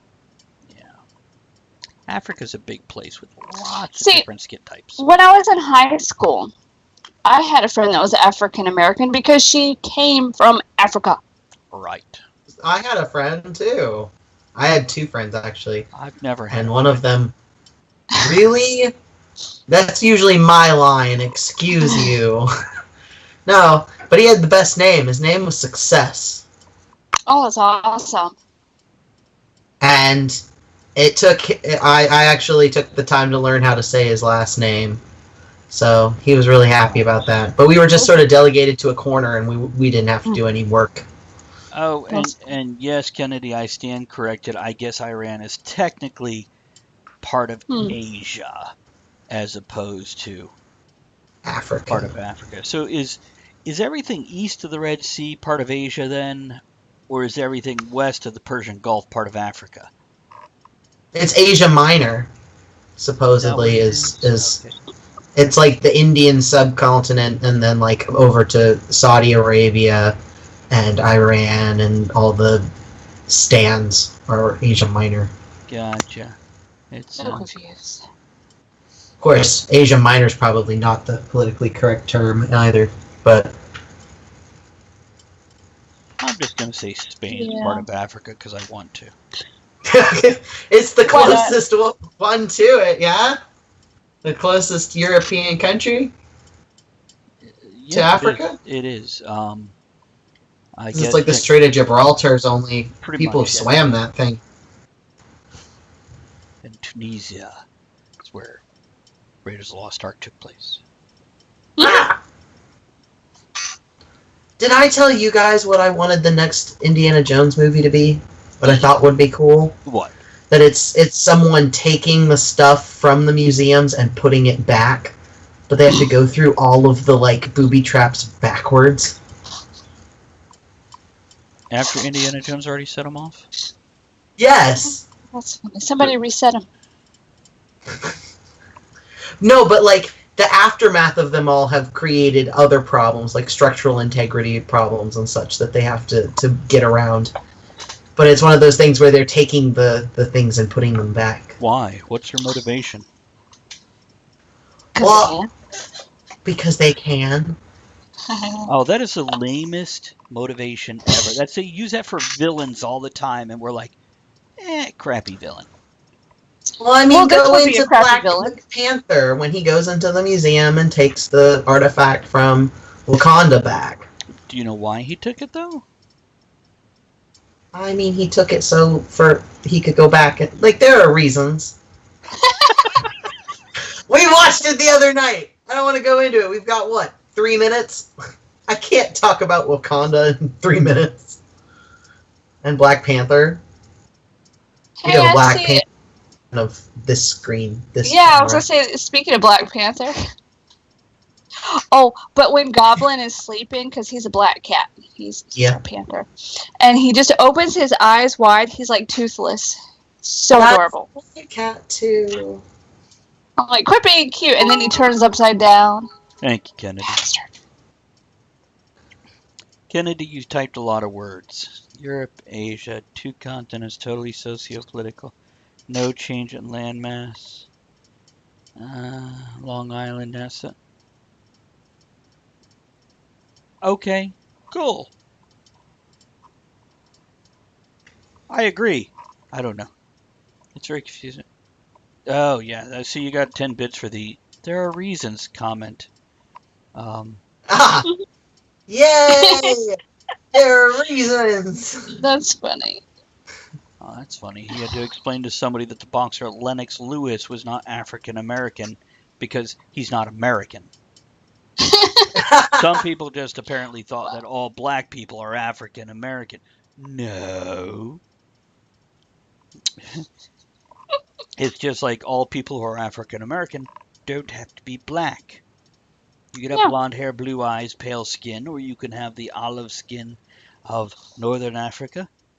The one place I worked, the guy that delivered the ice cream, he was South African. Pale skin, blonde hair, blue eyes. Cool accents. Yeah. Oh my god. I also just find it kind of funny that, whenever we talk about Canada in our household, there's not this big, African Canadians, and you have French Canadians and English-speaking Canadians. You'll have, like, Canucks. Right. But it's like, there's not this big... It's more like, that person of Indian descent is a Canadian. Sort of thing. Like, it's not a big... They don't have the extra... And I mean, it happens with a lot of things in America where you have African Americans, Asian Americans, and that can be split up into Chinese Americans, Korean Americans, and so on and so forth. I'm like, those are just really long words. Does that say connections? What the hell is that? It's so hard to say. Like a Canuck Canadian. I'm just reading the comment. I'm actually checking out who I can raid right now. So in Canada, you're saying it's French Canadian and Canadian. So many choices. Oh my god.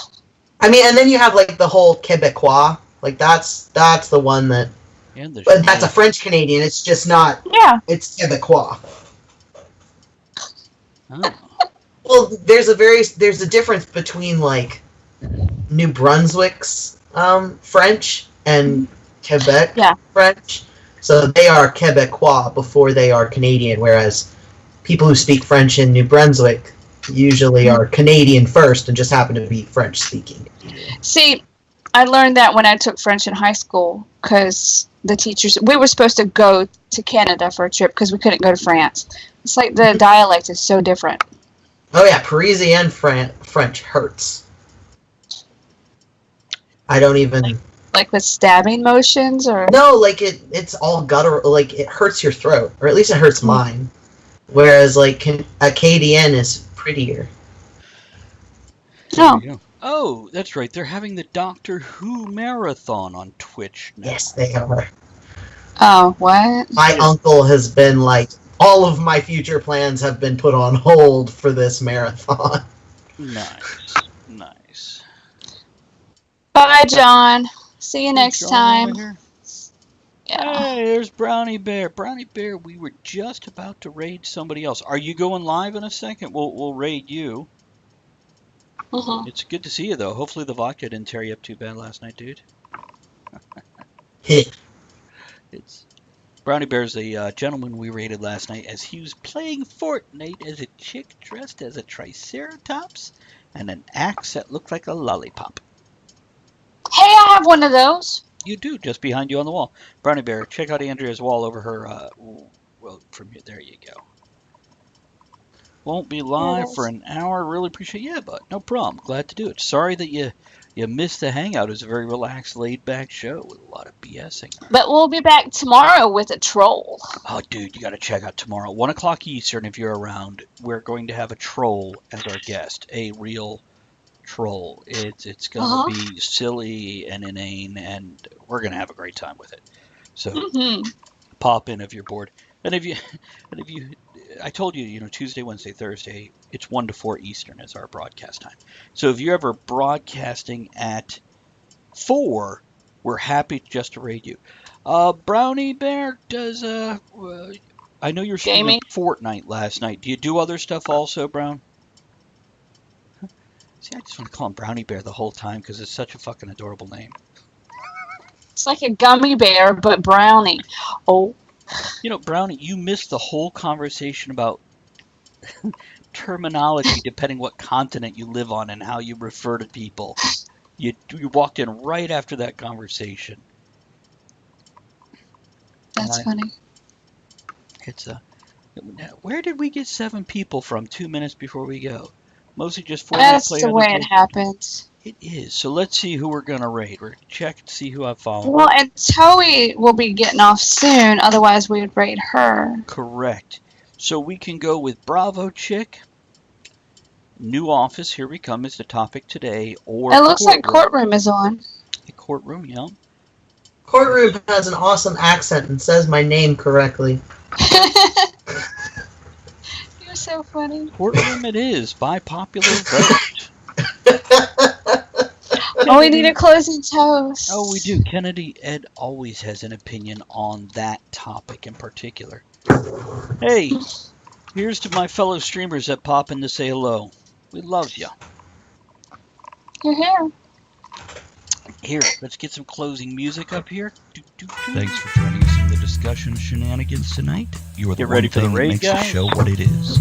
Don't forget to join us at the tavern next week. Until then, have fun, keep learning, and be good to one another.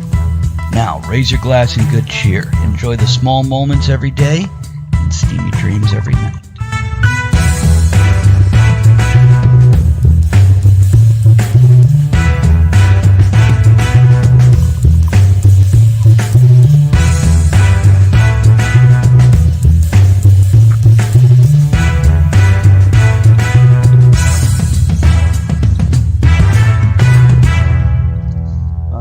Shut that music off and stop the stream.